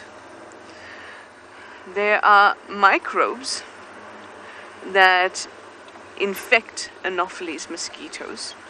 And when they are infected with this microbe, or rather when the microbe is present on them, they're not able to transfer the plasmodium, the malaria plasmodium, which is excellent news, because if more mosquitoes have those microbes, the transmission of malaria will become less and less. So scientists are working towards actually releasing a population of mosquitoes with more of those microbes on them, and then it will go through the population of mosquitoes, the larger population, and that would mean that there will be fewer cases of malaria if all goes well.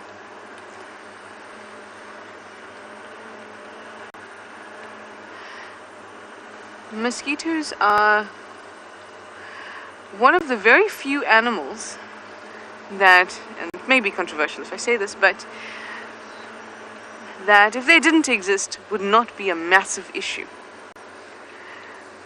They do provide a food source for birds and dragonflies and other predatory insects. They do pollinate very few flowers, particularly in the northern hemisphere. But for all of those things, they are not the primary source of either pollination or food. So it has been a debate among scientists about the necessity of mosquitoes. But that being said,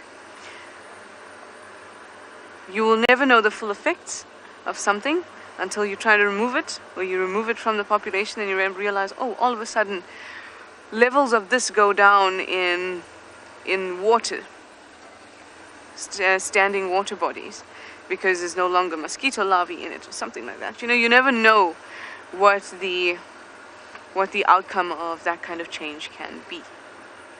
But I think these microbes on the mosquito will go a long way to help with malaria. You know, malaria disproportionately affects the poorest places in the world, and it's important that we address it.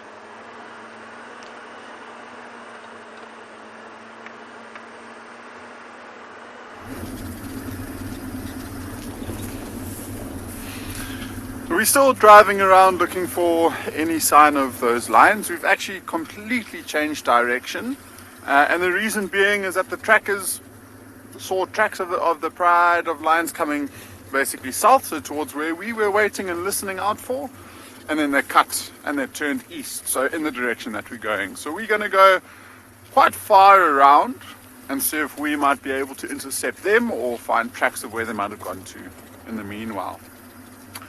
And I remember watching a male lion when I was working at Phinda Private Game Reserve, and he was sleeping right next to a water hole in the middle of summer, and it was a very, very hot day, and you could almost see the mosquitoes lifting off of the water in the evening time, and these mosquitoes, almost in like a cloud, moved to that male lion, and within about 5 minutes you just saw the male lion flicking his tail and snapping, and then eventually he got up and he moved away. So mosquitoes, or what I've experienced, they at least certainly irritate lions from time to time.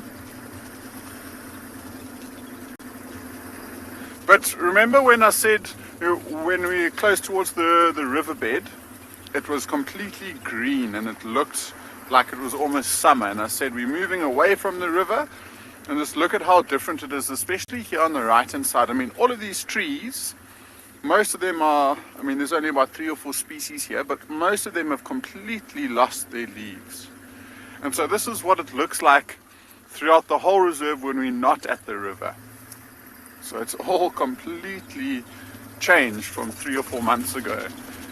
And it's amazing how we get used to the process of change, because when we go back and look at some of the highlights that we've seen over the course of 4 or 5 months, it is unbelievable how quickly and how different it looks.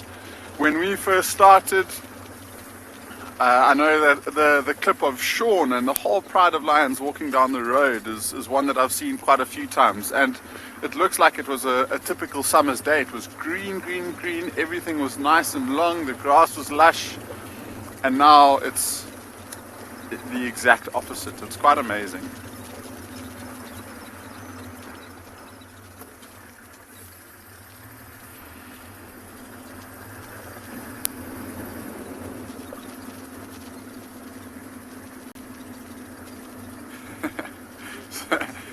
Ethan is asking if lions have ever been affected, or if they are affected by catnip. And I don't think I've ever heard of lions being affected by catnip. It's a very good question. I'll see if there's been records. I'm sure in captivity people might have experimented with catnip in lions before, but it doesn't occur naturally here. So I wouldn't imagine so. The only time that I've ever watched a cat around this area, and it almost reminds me of the whole catnip scenario, is watching leopards when they're moving around. And these leopards, when they're walking on the road and they see something like an old buffalo dung, or maybe some old wildebeest dung, or whatever it will be, will actually walk up to the dung and roll around in it. But I don't think it gives off the exact same reaction that a domestic cat to catnip does.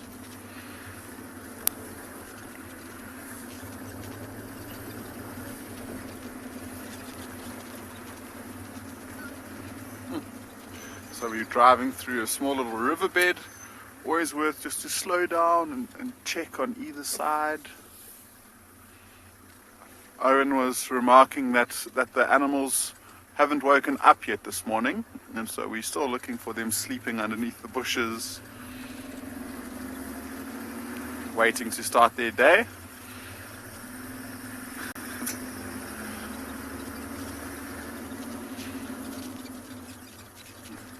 Just gonna quickly go off on a small little detour just down here. It's one of the clearings.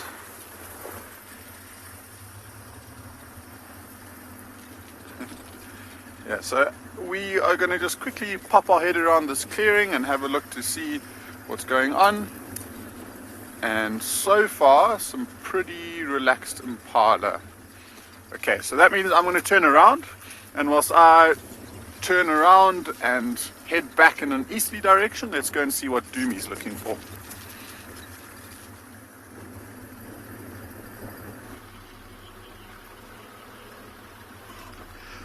Welcome back, everyone, again. We're still searching in the area.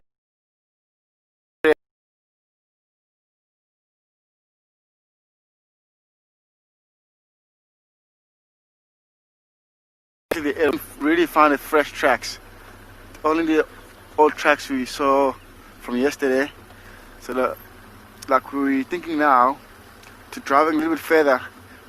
Like we had some monkeys, they were lambing further on, but they suddenly stopped now.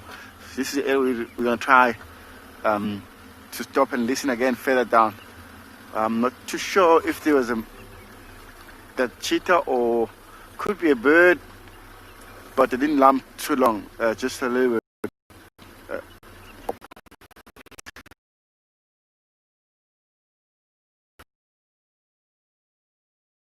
Like that one will come across in something.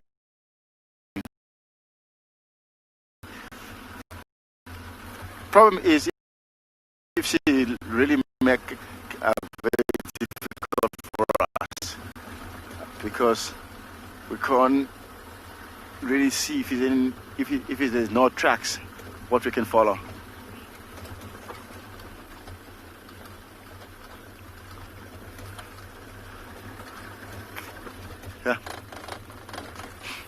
Yeah, well.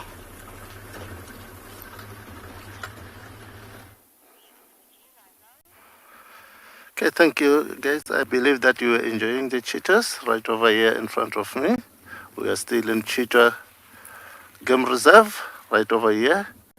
I've got a magic quarry.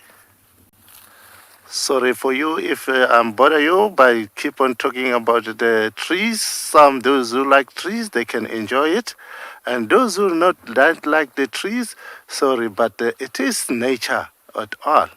So this is a magic quarry. A magic quarry, it's evergreen tree. Each and every time, once it's losing the leaves, it's also gaining the leaves. And as we believe that lots of animals, they like something which is chlorophyll or the green one, which have got lots of moisture. But this one is still surviving.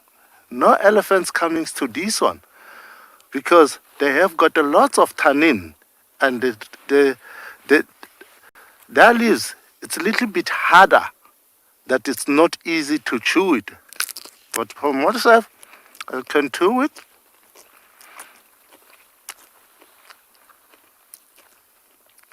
You can hear a little bit crunchy, crunchy, crunchy. As it's crunchy, crunchy, crunchy, it also have got that tannin. Now, so this one, it's crunchy, crunchy, and I get that tannin on my mouth. That tannin is also helping the gums for a human being. So long time ago, the African people, as it was difficult for them to get everything on artificial, they were getting anything for natural. So this tree is becoming sort of a teeth brush because of that tannin. You can use it. That's how crunchy it is and how hard it is.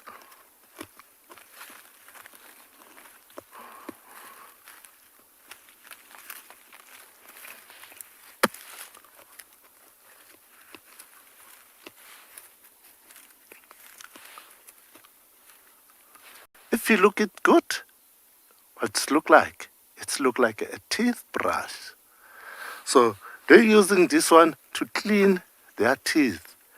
By using this one, it's not necessary that you can consult the dentist. Your teeth can stay white and strong. You will die with your 32 teeth if you consulting this one. So it is not necessary to consult a dentist because long time ago it was not dentist at all. So they were using this one. You can see how it's cleaning.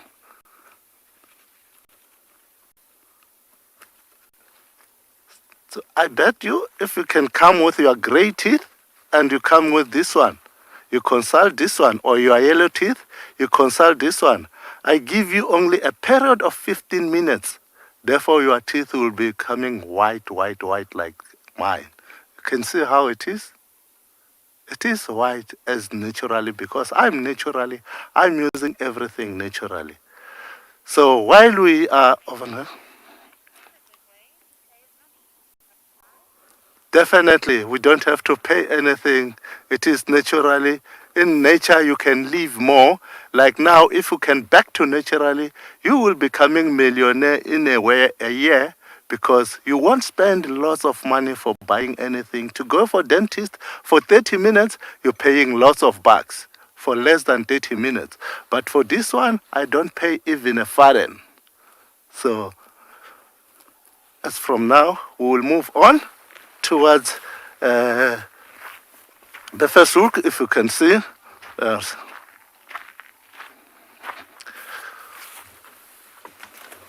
Okay, we're moving towards the first hook.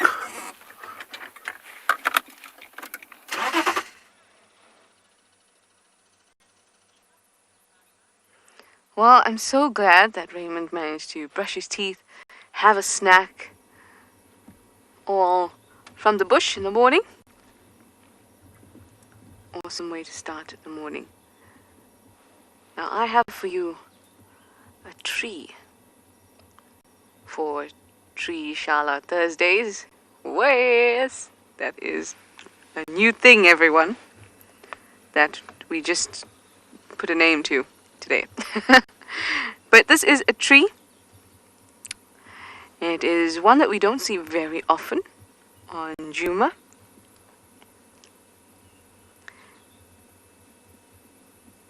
The leaves are in little tufts. Sometimes they're a little serrated, sometimes they're a little smooth. And this tree does have fruit.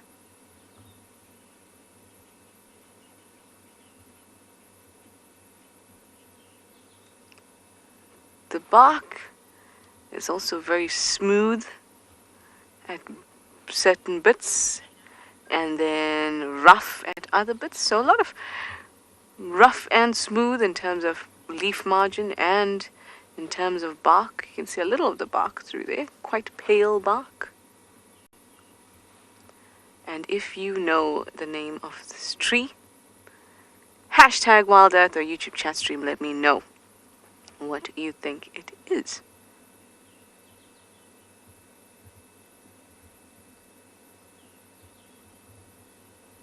Many animals do like the fruit.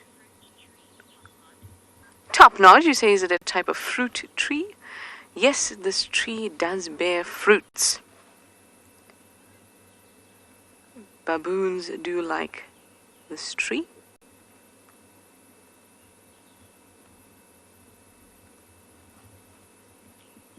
Humans have made alcohol from the fruits of this tree.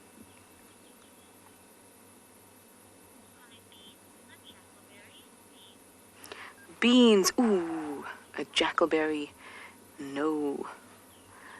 This one doesn't grow that big.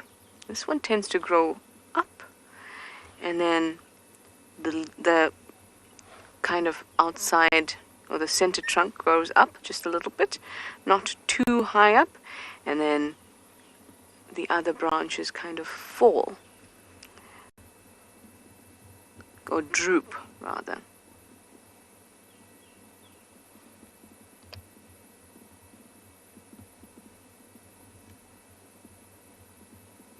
It's not very dense. Tiger cub, you say a torchwood? Not a torchwood. Trust me, we will see those trees as well when we go through our... What did we call it again? Tree Charlotte Thursdays or Tuesdays. Ooh, some of you are wondering if I can brush my teeth with this one. I can't, but the bark does look very similar to one that we can brush our teeth with, that you just saw with Raymond. It's a tough one. Like I said, we don't see it often on the property. There's only about 3 that I know of on the property.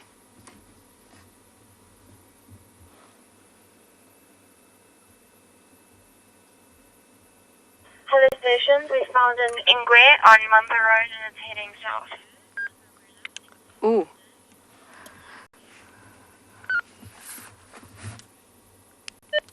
Thanks so much. I'm actually in the Mulwati. I'd love to join you.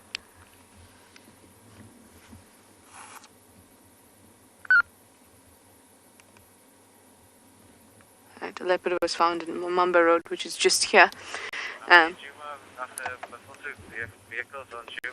So let's head out. I'll continue to take your suggestions. It is not a marula. The second part of the name. Okay.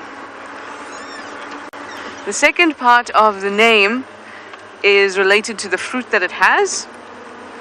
Yes, that's just cruise carrier and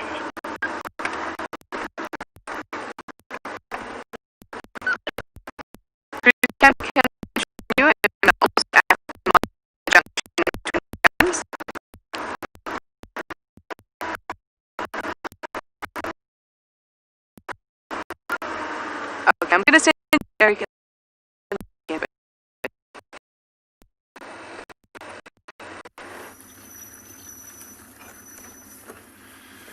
So viewers, if I have any word of advice, when in doubt, just say it's a jackleberry. You can see now we are driving on what used to be quite a prominent road, which has now become very overgrown because it leads straight towards a pan, a very seasonal pan that has no water at the moment. But the reason why we're heading in that direction is because we've managed to find the nice pride of lions. So we're heading straight there. It might take us another minute or 2 to get there. So they've walked in a pretty much straight across the reserve, and we're now in the eastern part of the reserve at the moment. So I'm dying to see what's happened to the pride over the last 12 hours. It'll be interesting to see if that female has brought her cubs to meet with the pride again.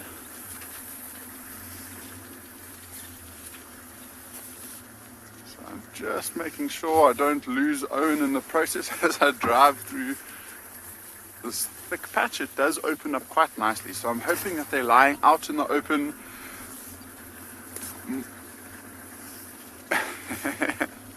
Nancy, every tree along the riverbed has to be a jackalberry or an apple leaf, one of the two, or a tambuati. Okay, so we're coming out into the clearings. It's time to be serious, Owen. Look for lions, please. You can see it's starting to open up. We're right on the bank of the river. All we need to do now is spot the lions, and they might be lying down, I'm sure. I'm hoping they could be looking down into the river. It'll be quite picturesque. Maybe one or two of the cubs have got their heads up as we approach, just to see who and what we are. Okay, so a couple of those big trees up ahead is what we use as a landmark, and so we're very, very close by here now.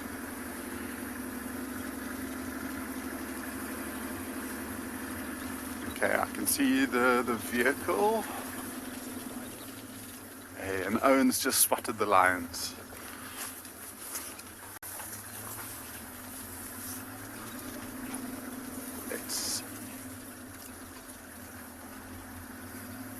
There we go. So if you see that vehicle, that's Ernie and Rich.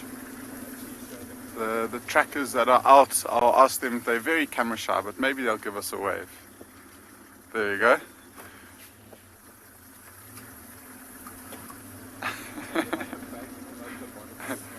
What Owen's done... Oh, here we go. Here are the lions.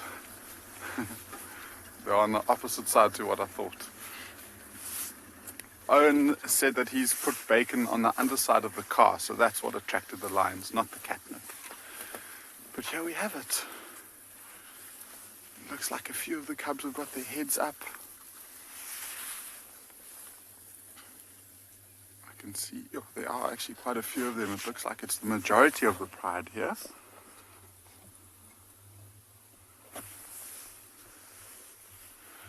You can see a couple of them lying flat. So they've settled in for the day already. But no tiny, tiny little lions that I can see yet.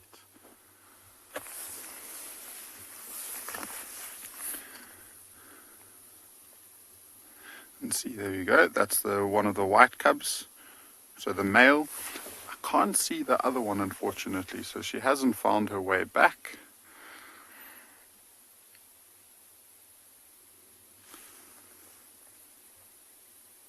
Their stomachs are looking nice and full, so they seem to be looking good. Let's see if we can get a count of them here. So that's 2 on the left there, 3, 4 just behind them, 5, 6 in the foreground, 7, 8 behind them, 9. So there should be 11 in total. 1, 2, 3, 4, 5, 6, 7, 8, 9, 10. I can only see 10 at the most, but I'm sure, I mean, a lot of them are lying in some very long grass, so there could be 2 very close together, and I haven't seen them yet. It's nice to see that a couple of them have got their heads up and are looking around, and I don't think it'll be for too much longer before they put their head down and settle in.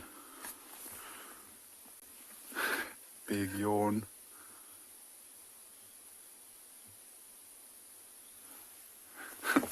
Afar fan, I'm glad that you're excited that we are seeing lions this morning. Me too. It's nice. It took us a while to find them, but you can finally say good morning to them. And see how full that belly is, especially that one lying down with its leg up. And so I wonder if they managed to catch something last night. They might have. It's amazing. They've walked from one waterhole where you had them with Nikki, and they went straight past this area. And basically in a straight line once their tracks started coming in this direction. And I wonder, I mean, maybe they were expecting to find water here. The females will know this waterhole very, very well, especially last season. They would come frequent this small little pan quite a lot. And I wonder if maybe they decide to move towards one of the big waterholes slightly further away from here, slightly north of us. And that might be their next direction.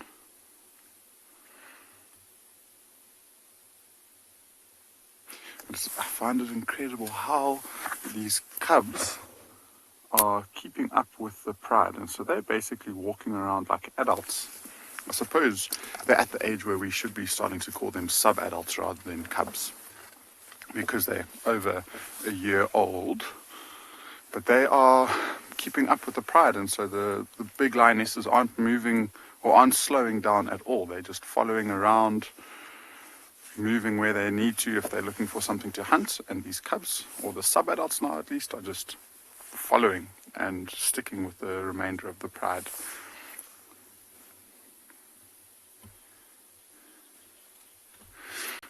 Yeah, quite large bellies for sure. And so, I mean, if they did catch something last night, it must have been something quite big for all of these lions to be able to eat a decent fair share. I wonder where this one's going. So I mentioned we're very close to the river. Maybe she's just got table manners. And so she's moved away from the pride to go do her business. But it's quite cool because she was rustling in the grass. We've got quite a nice reaction from the rest of the pride, and there's a few of them that are up and watching her. So that young white male has just picked up his head. And he's looking good. I mean, we were very worried about him at a stage because he seems like he had quite a big injury. But, I mean, these animals are so tough. And he seems to be perfectly fine, especially with a big full belly. And then the little lioness to the left.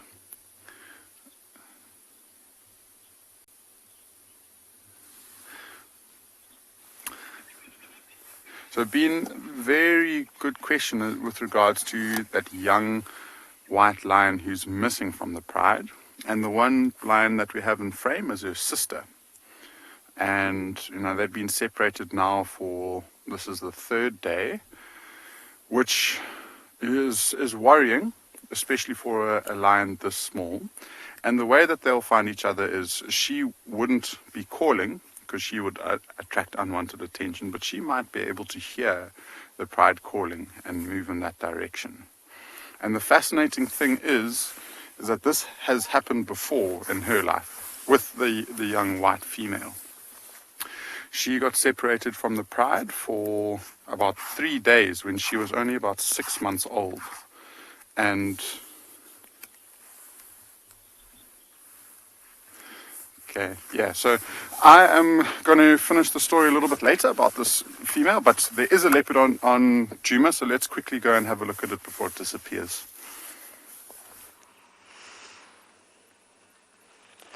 Yes, we have managed to make it in here, which is very, very thick, and as you can see, the view that we have of our gorgeous queen, it is Thandi. It's quite obscured, but that is good enough for us. She's on Mamba, right near Mamba Loop.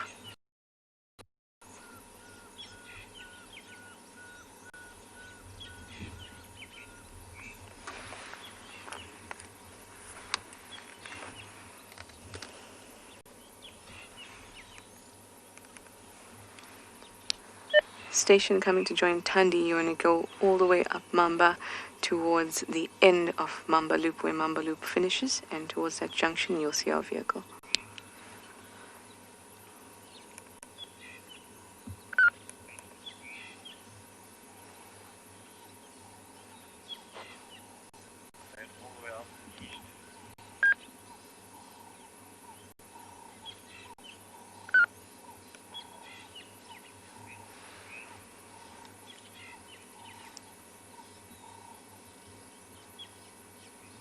At least she's lying down for us now. She could call for a cub, which is awesome. She used to actually keep the cub in this drainage. It's by Mamba Loop.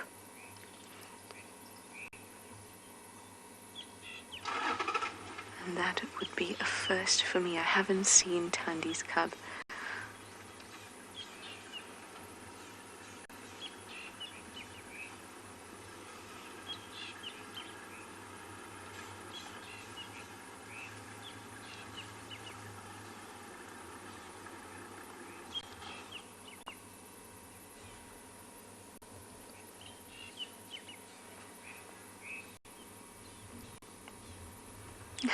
Vic, you say I found the opening to Tandy's portal? Perhaps it is. This is where she goes and travels to different time periods, different dimensions.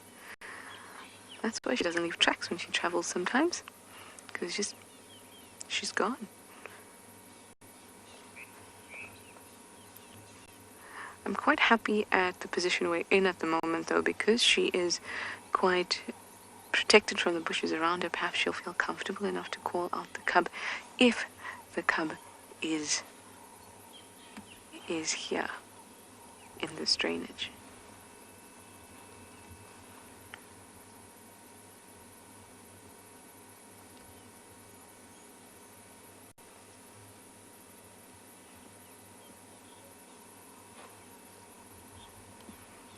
Shani, you asked if it was a fig tree that we had earlier on while we wait for Tandy to call her cub.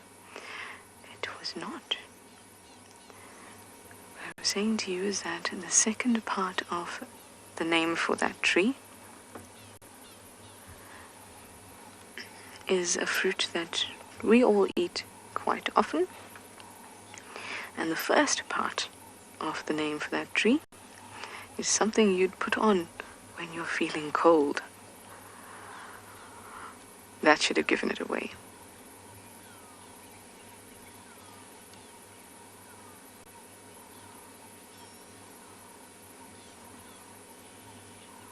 The fruits are nice and red.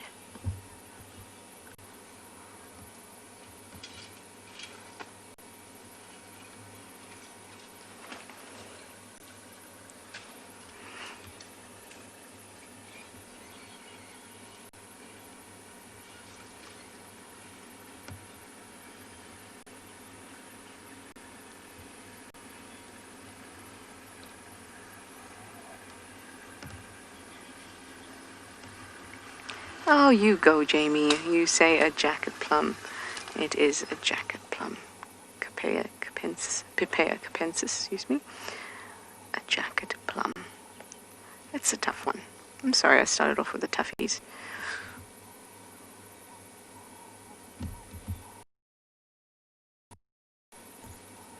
Gorgeous, juicy fruit that baboons love it. Barbets, starlings, all get tucked into it.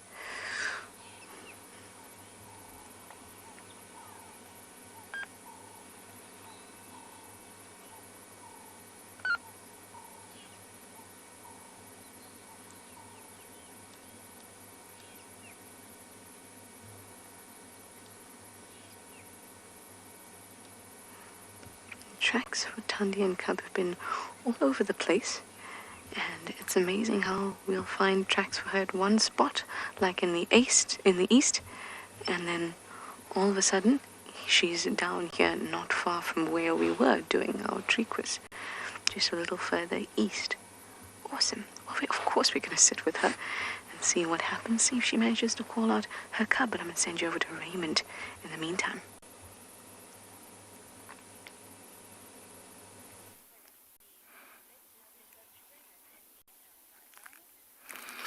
Okay, thanks very much to be welcome back again to me. Right over here, I just got a fresh elephant track. So this elephant, it was mobiling this side.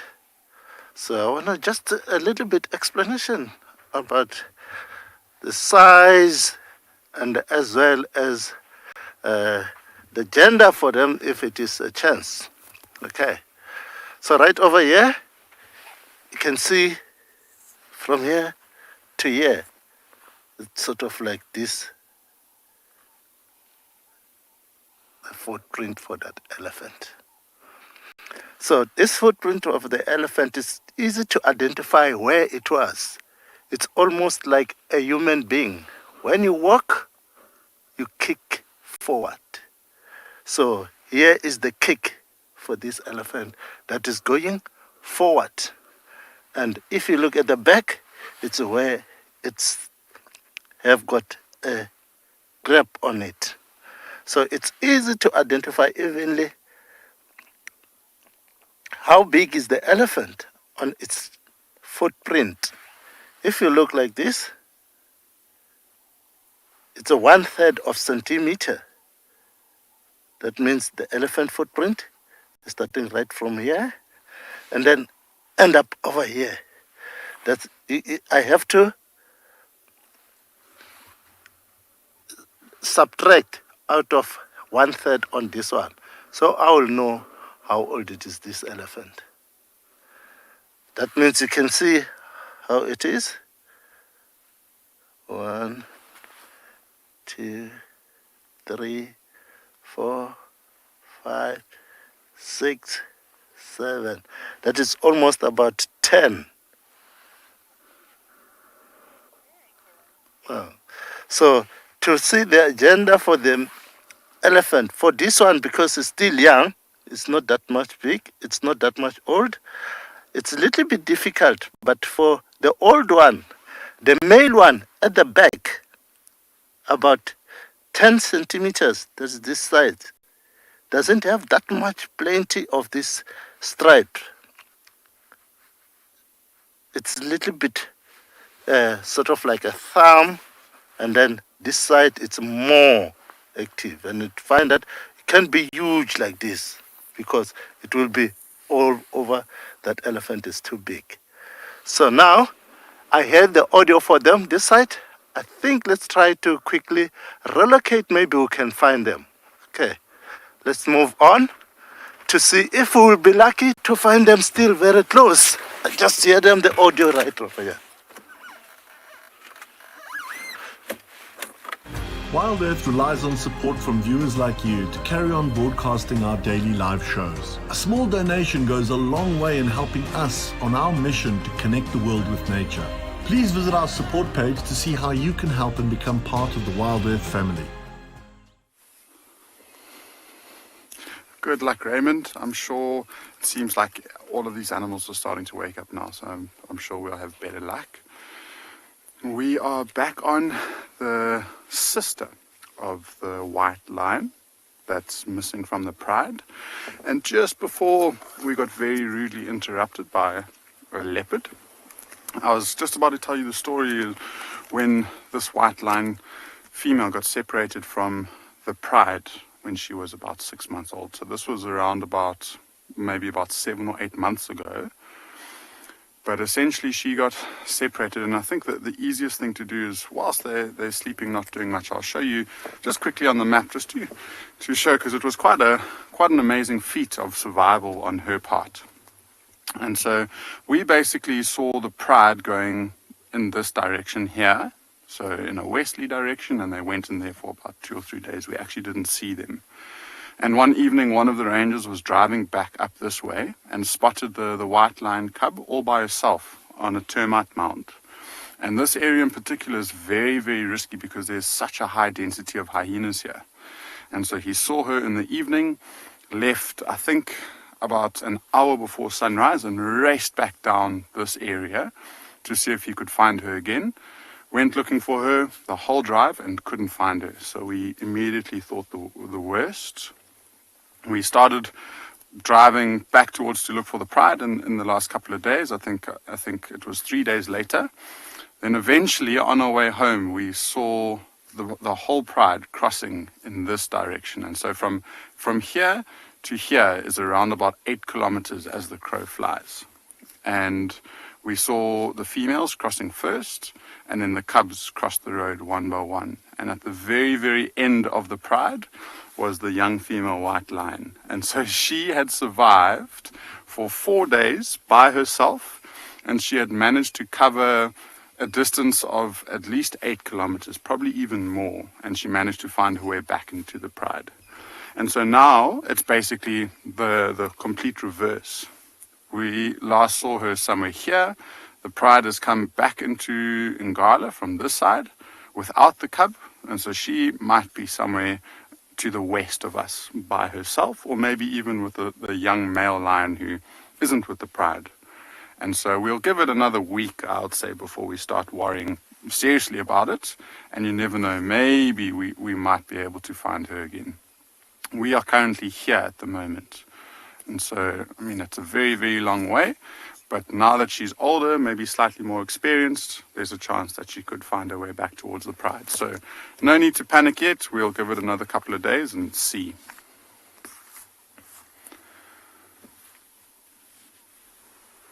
This is one of the lionesses, or the young sub-adults that got up and went to the loo, and she's settled down here. Annette, it was a very happy ending, and we were also relieved to see that she had managed to find her way back towards the pride. It would be really cool if that whole scenario happens again. Then we can say that she's a true survivor, and the chances of her making it to adulthood after that will, I'm sure, increase dramatically.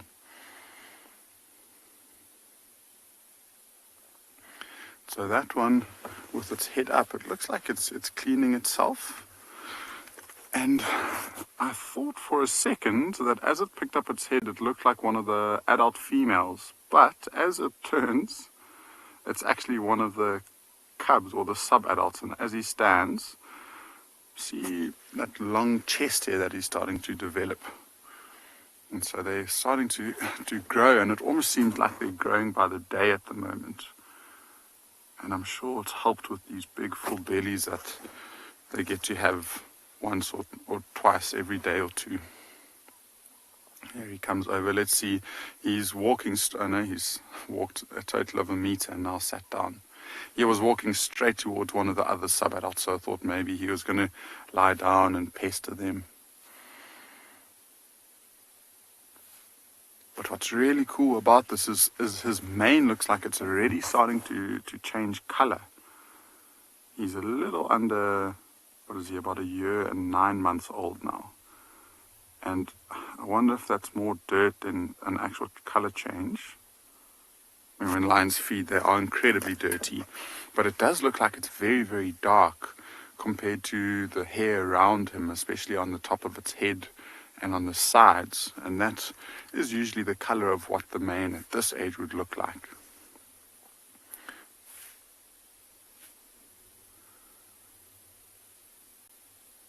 Okay, there we go. One of the adults has got her head up.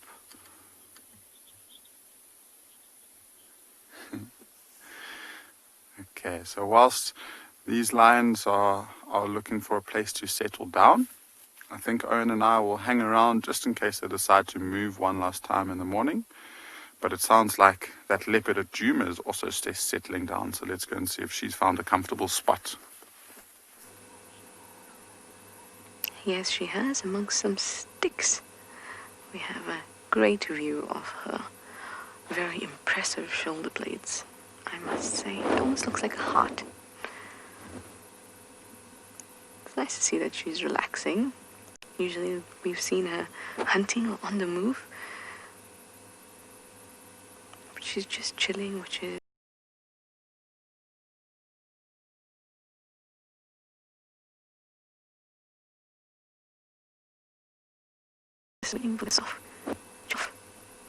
soft call for the cub to come out.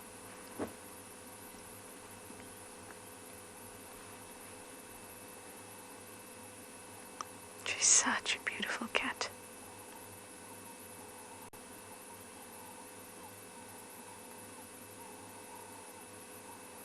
Every single time we find a leopard, I think we are so lucky. So lucky.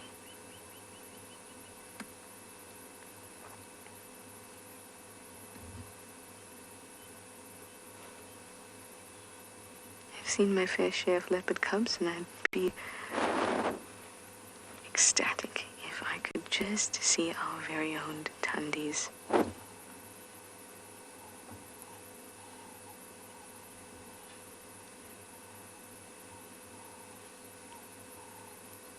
That little little boy was first seen towards the end of March.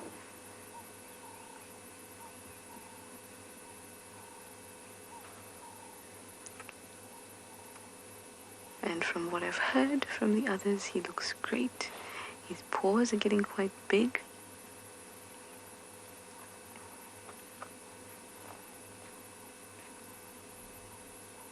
Oh, she almost gave me hope there when she lifted up her head.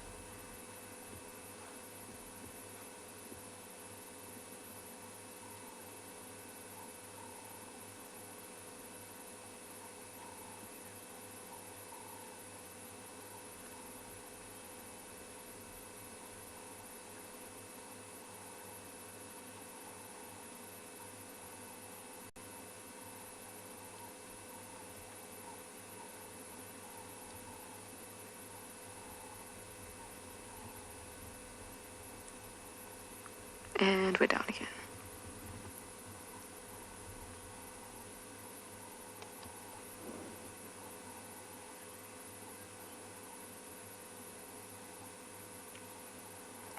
I quite like this feeling of being a little far away or further away from the animals during sightings. It gives us this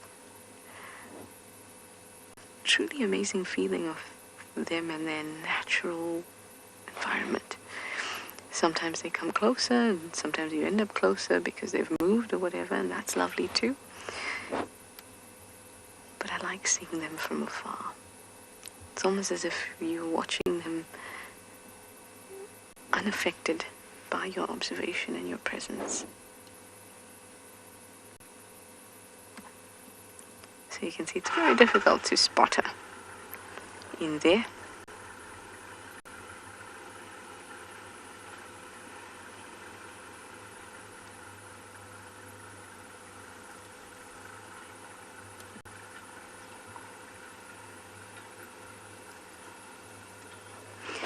Helen, you'd like to know if there's any leopards on the property that we haven't identified. They're just unknown nomads. I believe there was a male, an unknown male at one point. It wasn't Mulwati. I've never seen this male, and I haven't heard about him. In fact, I think it was Tristan that told me about him a couple months back. And that was it. Oh, we're up. Where are we going? This drainage is tough, guys.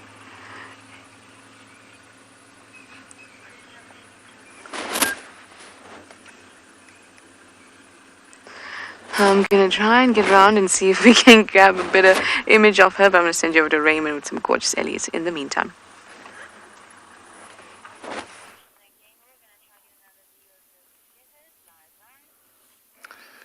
Yes, indeed, I believe that everyone did enjoy. The leopard did something very special, which is can't often find it. We finally relocated this elephant as we were following them. They are on a mission. They're moving a little bit more faster, but before it was very relaxed, all of them. So can move a little bit forward that we can manage to view, and then off we go as they are not relaxing. We can't keep on following them.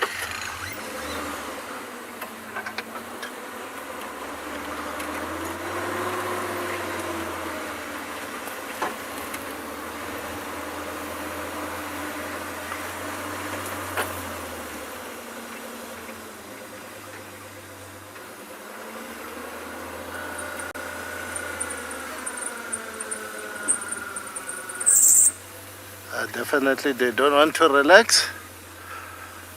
They're mobiling a little bit more faster. I think maybe it's time for them to get water or whatever.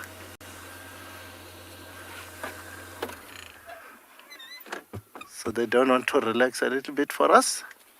They keep on walking a little bit. So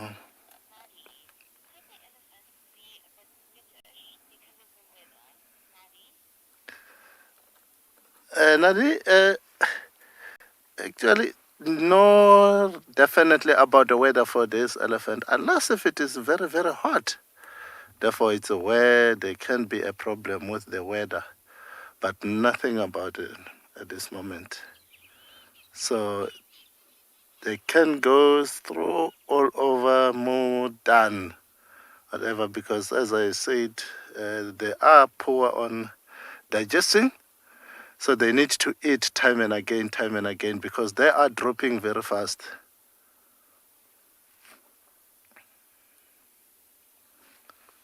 You can look that baby on its mom. It's milking. Oh, now it's done.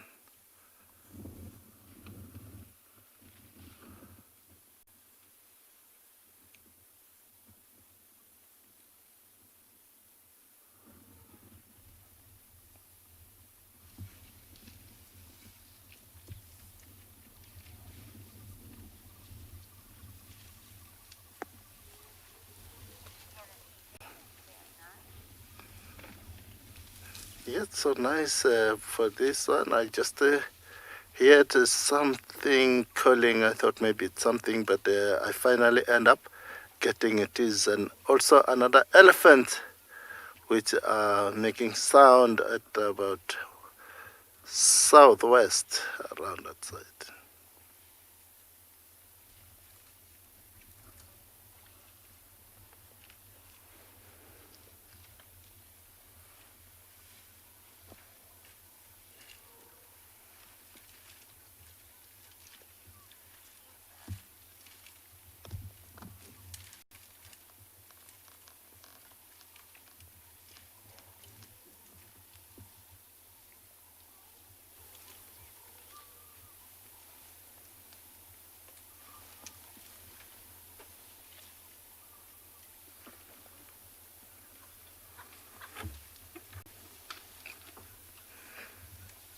See, did someone trying to, because it doesn't have a task, it's only using its trunk. So it's have got a task, it's also helping them by its trunk.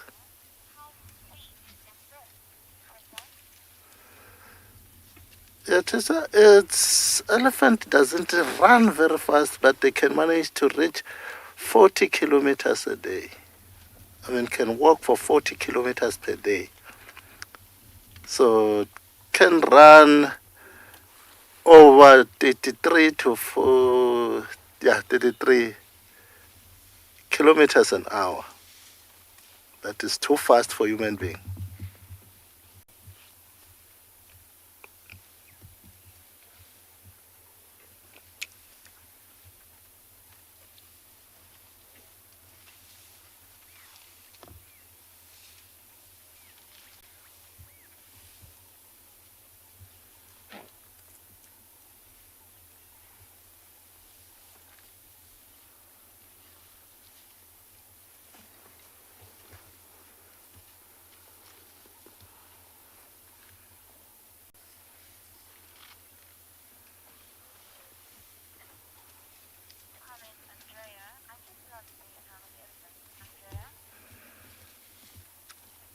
Yes, enjoyer.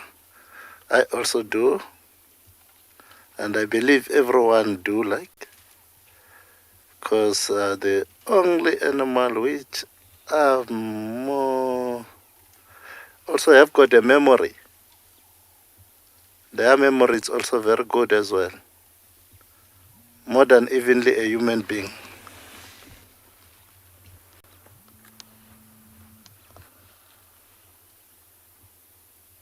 It's not easy for them to forget.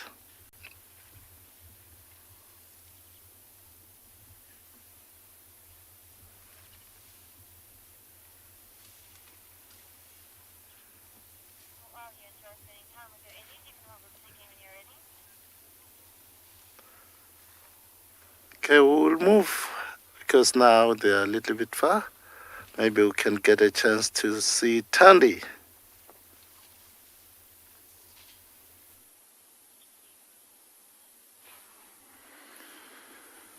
So not too much has changed here. On the odd occasion, these lions do pick up their heads and look around, and so we have been able to get a pretty accurate count. And the female that's in picture at the moment is the young female that's got the cubs. And we've had a very, very good look around here, and I don't think she brought the cubs to the rest of the pride. And so she might have just heard them calling, left the cubs, went to go and see if she could maybe go hunting with experienced females, and she might be looking to return back to the cubs either at some stage today or maybe into the night. We've got this young male walking over. Let's see if he decides to irritate one of the other ones or if he's just going to sit in the sand. No. He's not in the mood to play around. I think with such a full belly, he's just happy to rest.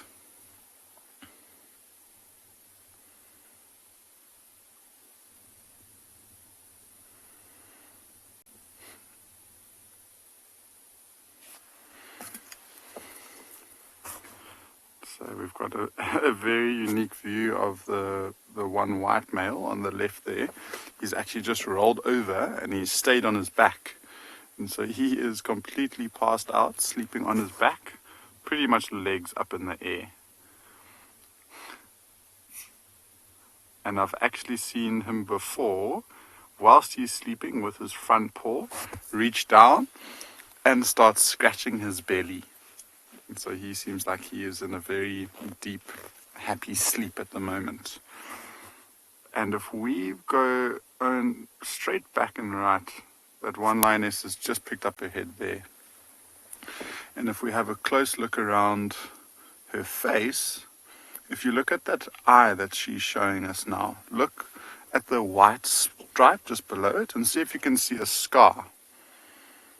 So that is the mother of this white cub. But let's have a quick look. This older lioness is up, and she's actually, looks like she's limping. See that? So that's the front right leg that she's not putting too much pressure on, and she's got a cut on the bridge of her nose.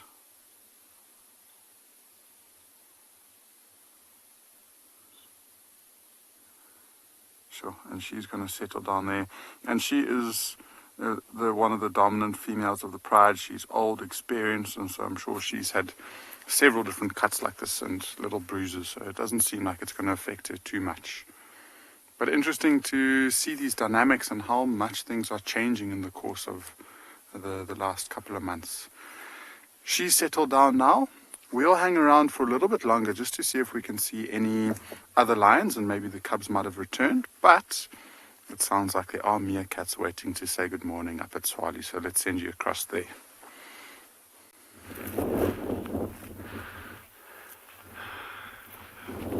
Good afternoon, everyone, from another beautiful day at Tswalu Kalahari. Genre on camera, working his absolutely incredible magic over there, and my name's Dylan, for those of you who haven't met us yet. I'm quite disappointed that you've taken so long to come over to us this morning. We've been waiting here since 6 o'clock this morning for you. These meerkats are almost adults, these pups. That's how long it took you to get to us. No, I'm just kidding. Anyway, it is fantastic having you with us. As always, sorry, we had some technical issues. Genre and Davy, who many of you will know from the other feeds already, they worked their absolute tech genius, whatever they did up there, but it seems to have worked. So it's fantastic having you all back, and thank you for joining us, even if it's in the dying minutes of the show here. We are with the meerkats, as you can see, in case you might not have realized that by now. We were just chatting with Veronique, the meerkat habituator, just how incredibly active these little pups are becoming, and you can see them starting to play around over here. And not only that, just the speed that they are growing at is pretty phenomenal. In the past 3 days even, their motor drive skills, their ability, in other words, their ability to interact with each other, their coordination, everything is just going in leaps and bounds. So this is not going to be a long thing. Over the next couple of weeks, it's going to really be interesting to see just how fast these pups develop, and you'll notice it because we'll be spending time with them every single day here. So you'll see just how fast they actually develop.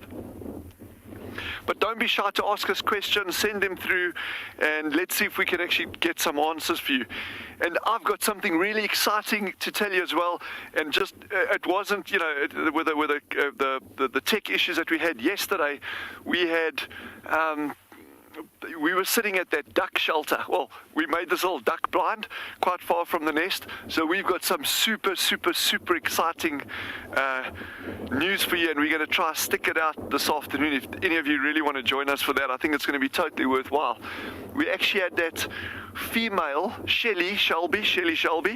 She actually exited the burrow at 5 o'clock on the nose, went to feed, and at 10 to 6, she came back straight to the burrow, didn't waddle around. She came straight, landed behind some bushes, walked through and down into it. So if you're keen for it this afternoon, Jean-Ray, Davy and myself, we're going to do a stakeout at that burrow again, and hopefully, no promises, but hopefully we'll get some really cool shell duck viewing for you.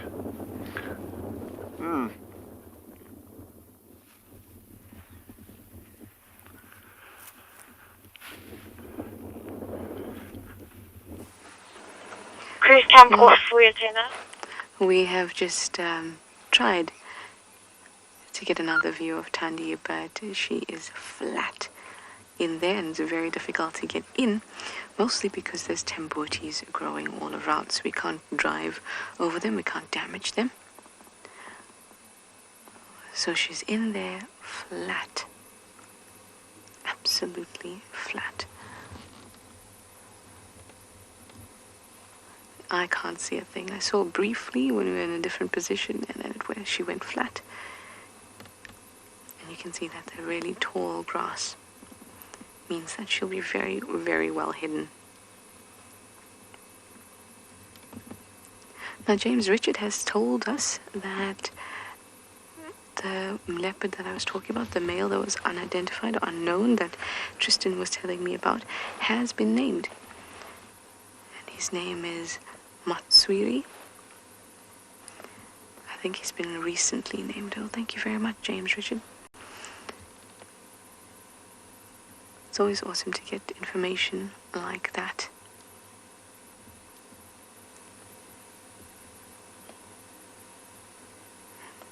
I really hope that she'll just chill here for the whole day, and we can come back and find her this afternoon, because this particular space, this particular area, is very promising to be able to see that cub.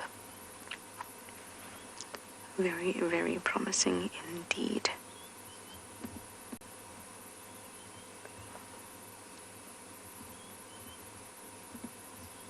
And she's deep in there. I mean, you know how Thandi is. She could have given us the slip and we didn't even know. We think she's just sitting down in there, but she's actually gone.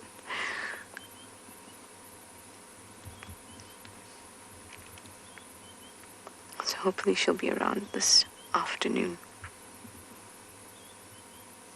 I definitely hope so.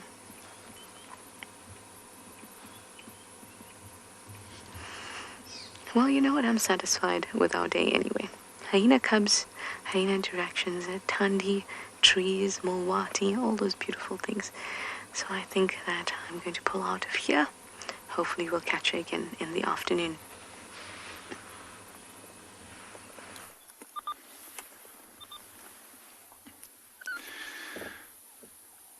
Although the pride is settling down and sleeping, it is nice to see that they're picking up their heads every now and again, and we get to see them quite nicely.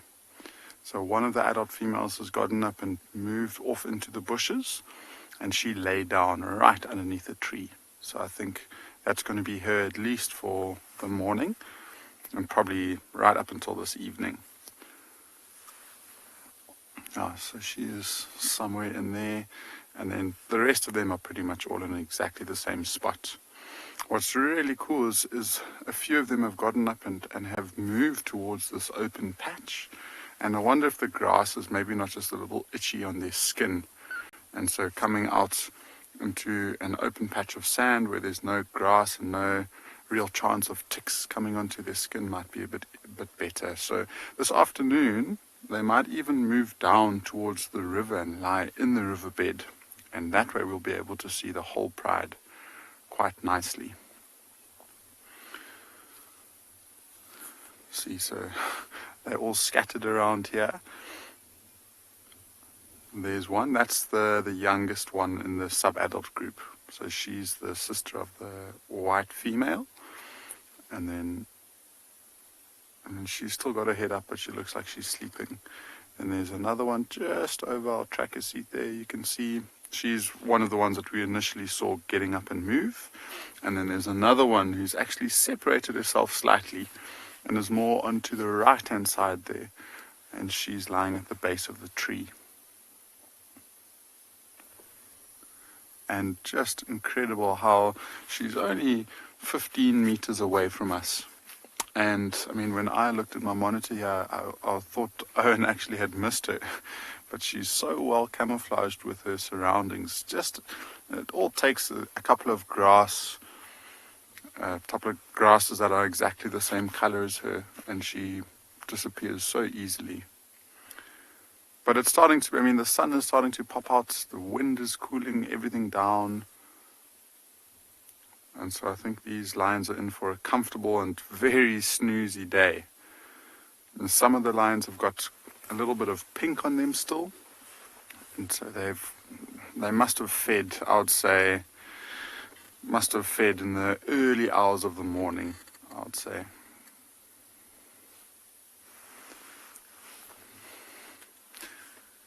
So this is the one that we actually saw watching us for quite some time, the one with the much darker mane. And it's quite cool to see him from this side, because now we get to see his chest there and how little mane and how short the hair is on the top of his head. And so the next strand that will start growing, and you can just see it in between the ears. If he turns his head nicely, there's a little piece of mane starting to grow.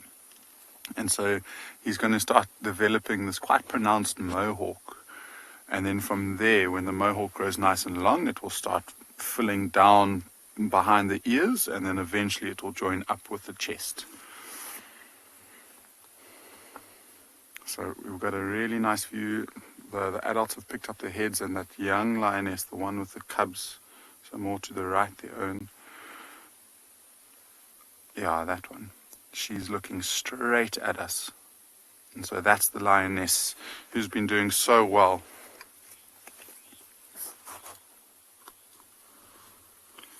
Yeah, Bobby, I mean, it is quite interesting. I think, you know, when lions are growing their manes, especially as young teenage boys, it tends to grow in a similar fashion where it starts at the chest and then it grows out. But they do sometimes grow at different stages. So sometimes they'll grow much faster and they'll have bigger manes earlier on. Sometimes it takes a little bit longer for that mane to eventually fill out. And so we've got three males, and maybe we can have a look at the different ones. So we've just seen this one that we looked at quite nicely. If we move over to the left, the one that's staring at us next to that female with a slightly injured leg. So that one there. So let's see if you can see a difference in his mane development compared to his cousin. So he might be slightly younger, but only by a couple of months. And look at his mohawk is quite a lot more pronounced, I would say. There's that one strand of hair just behind the ears on top of the head that you can see really nicely from here. And his mane on his chest looks pretty nice and full. And then the next best example is the white male who's standing or sitting next to him. And he's facing away from us. And if you look at his mohawk development, I guess, there's almost no long hair at the top of his head in between his ears.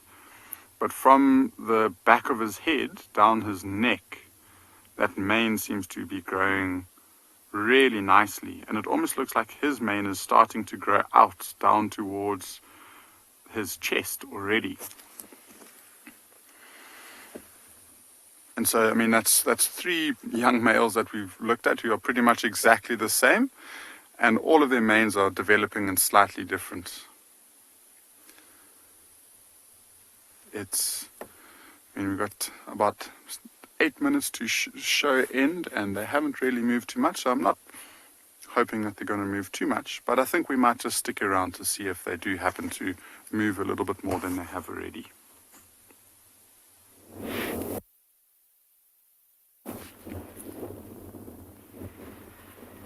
So 3 of the group have actually left now. They've just gone foraging. They're way down the bottom over here. Well, when I say way, they're about 40 yards from the actual burrow system.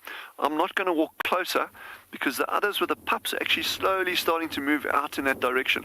And although they are super habituated to us, I just don't like coming between a group of animals like this. If they approach you, that's a different story.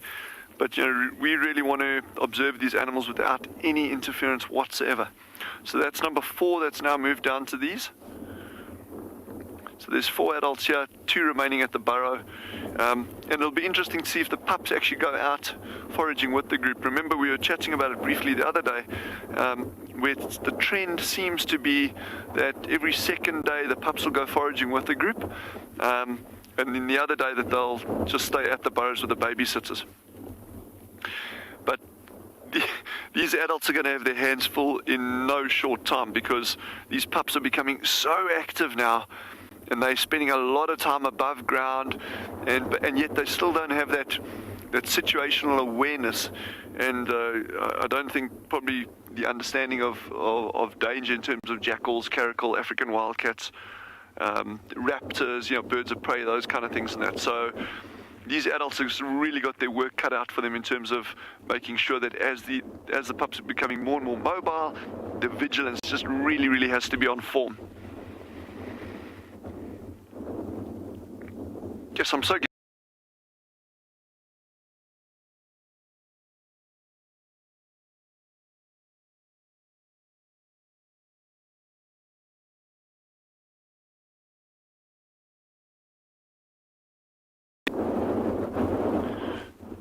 And those of you who have been with this group from the start will remember we started with 5 pups.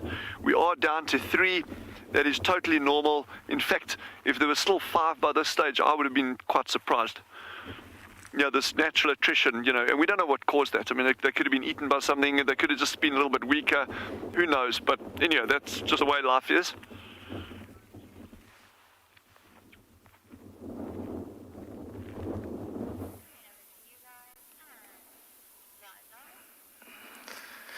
Yes, indeed, we're still in a safari where we're still enjoying differences. We need to enjoy something special.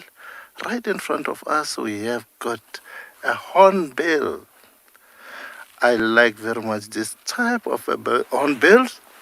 No matter, this is a red one. We also have got a yellow one, but their behavior is the same. The reason for me to like this hornbill, it is their behavior. They know each other and they respect, and they're also looking for the family. Sometimes you can find one alone like this one.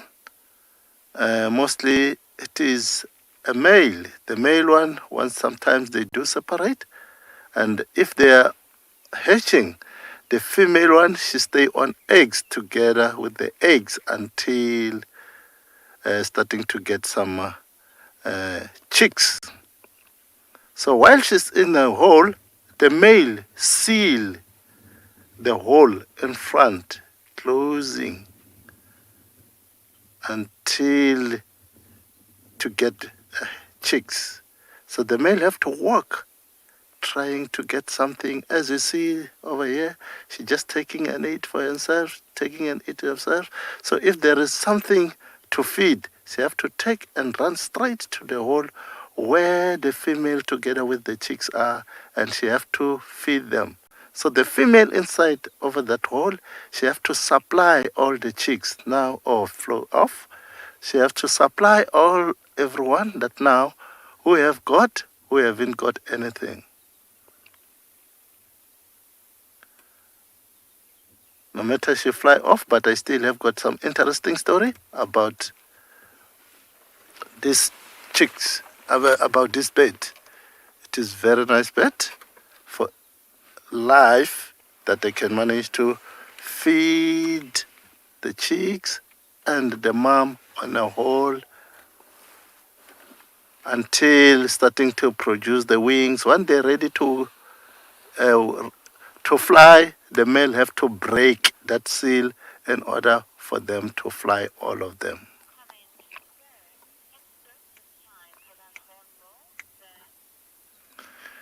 Yes, fine.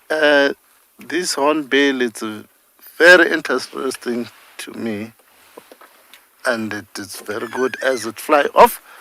We need to see something different.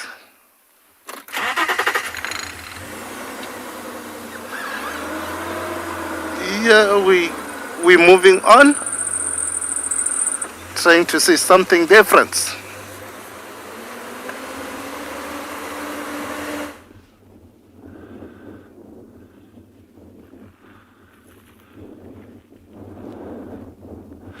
These little guys are now moving further and further away. There's still 2 babysitters with the pups at the burrow, but they keep looking intently in the direction of where these others are going. I think if they carry on moving in that way, these ones are going to be able to see them for a long way away, because it's sort of this gentle slope out in that way. So they'll be able to see them for probably another 2-3 hours yet, if they carry on going in that direction. And of course, what that'll mean is these pups will want to keep on following. And the one that is the large one, the adult that's closest to camera now, that's the one that's always been super nervous, and he's just really accepted us now, which is very, very encouraging. But that's the one that tends to, every time a pup moves out, tends to grab it and try to take it back to the burrow, and grab it and take it back to the burrow. And it's actually really entertaining to watch, because if he's sitting there by himself and he's got those 3 pups, they're going to give him such a runaround. And yet he may just leave them this time and let them just go foraging with the group, in which case he'll go with as well. So when the pups are with the group, no meerkats, no adult meerkats will stay behind at the burrows. So because obviously then there's no purpose in the babysitting process. But he will still be on okay, they actually are moving out with him. So I'm not going to move, and hopefully they'll actually have the courage to come past where I'm standing over here. So I'll just stick around here with Jandre and Davy and just see what actually ends up happening here.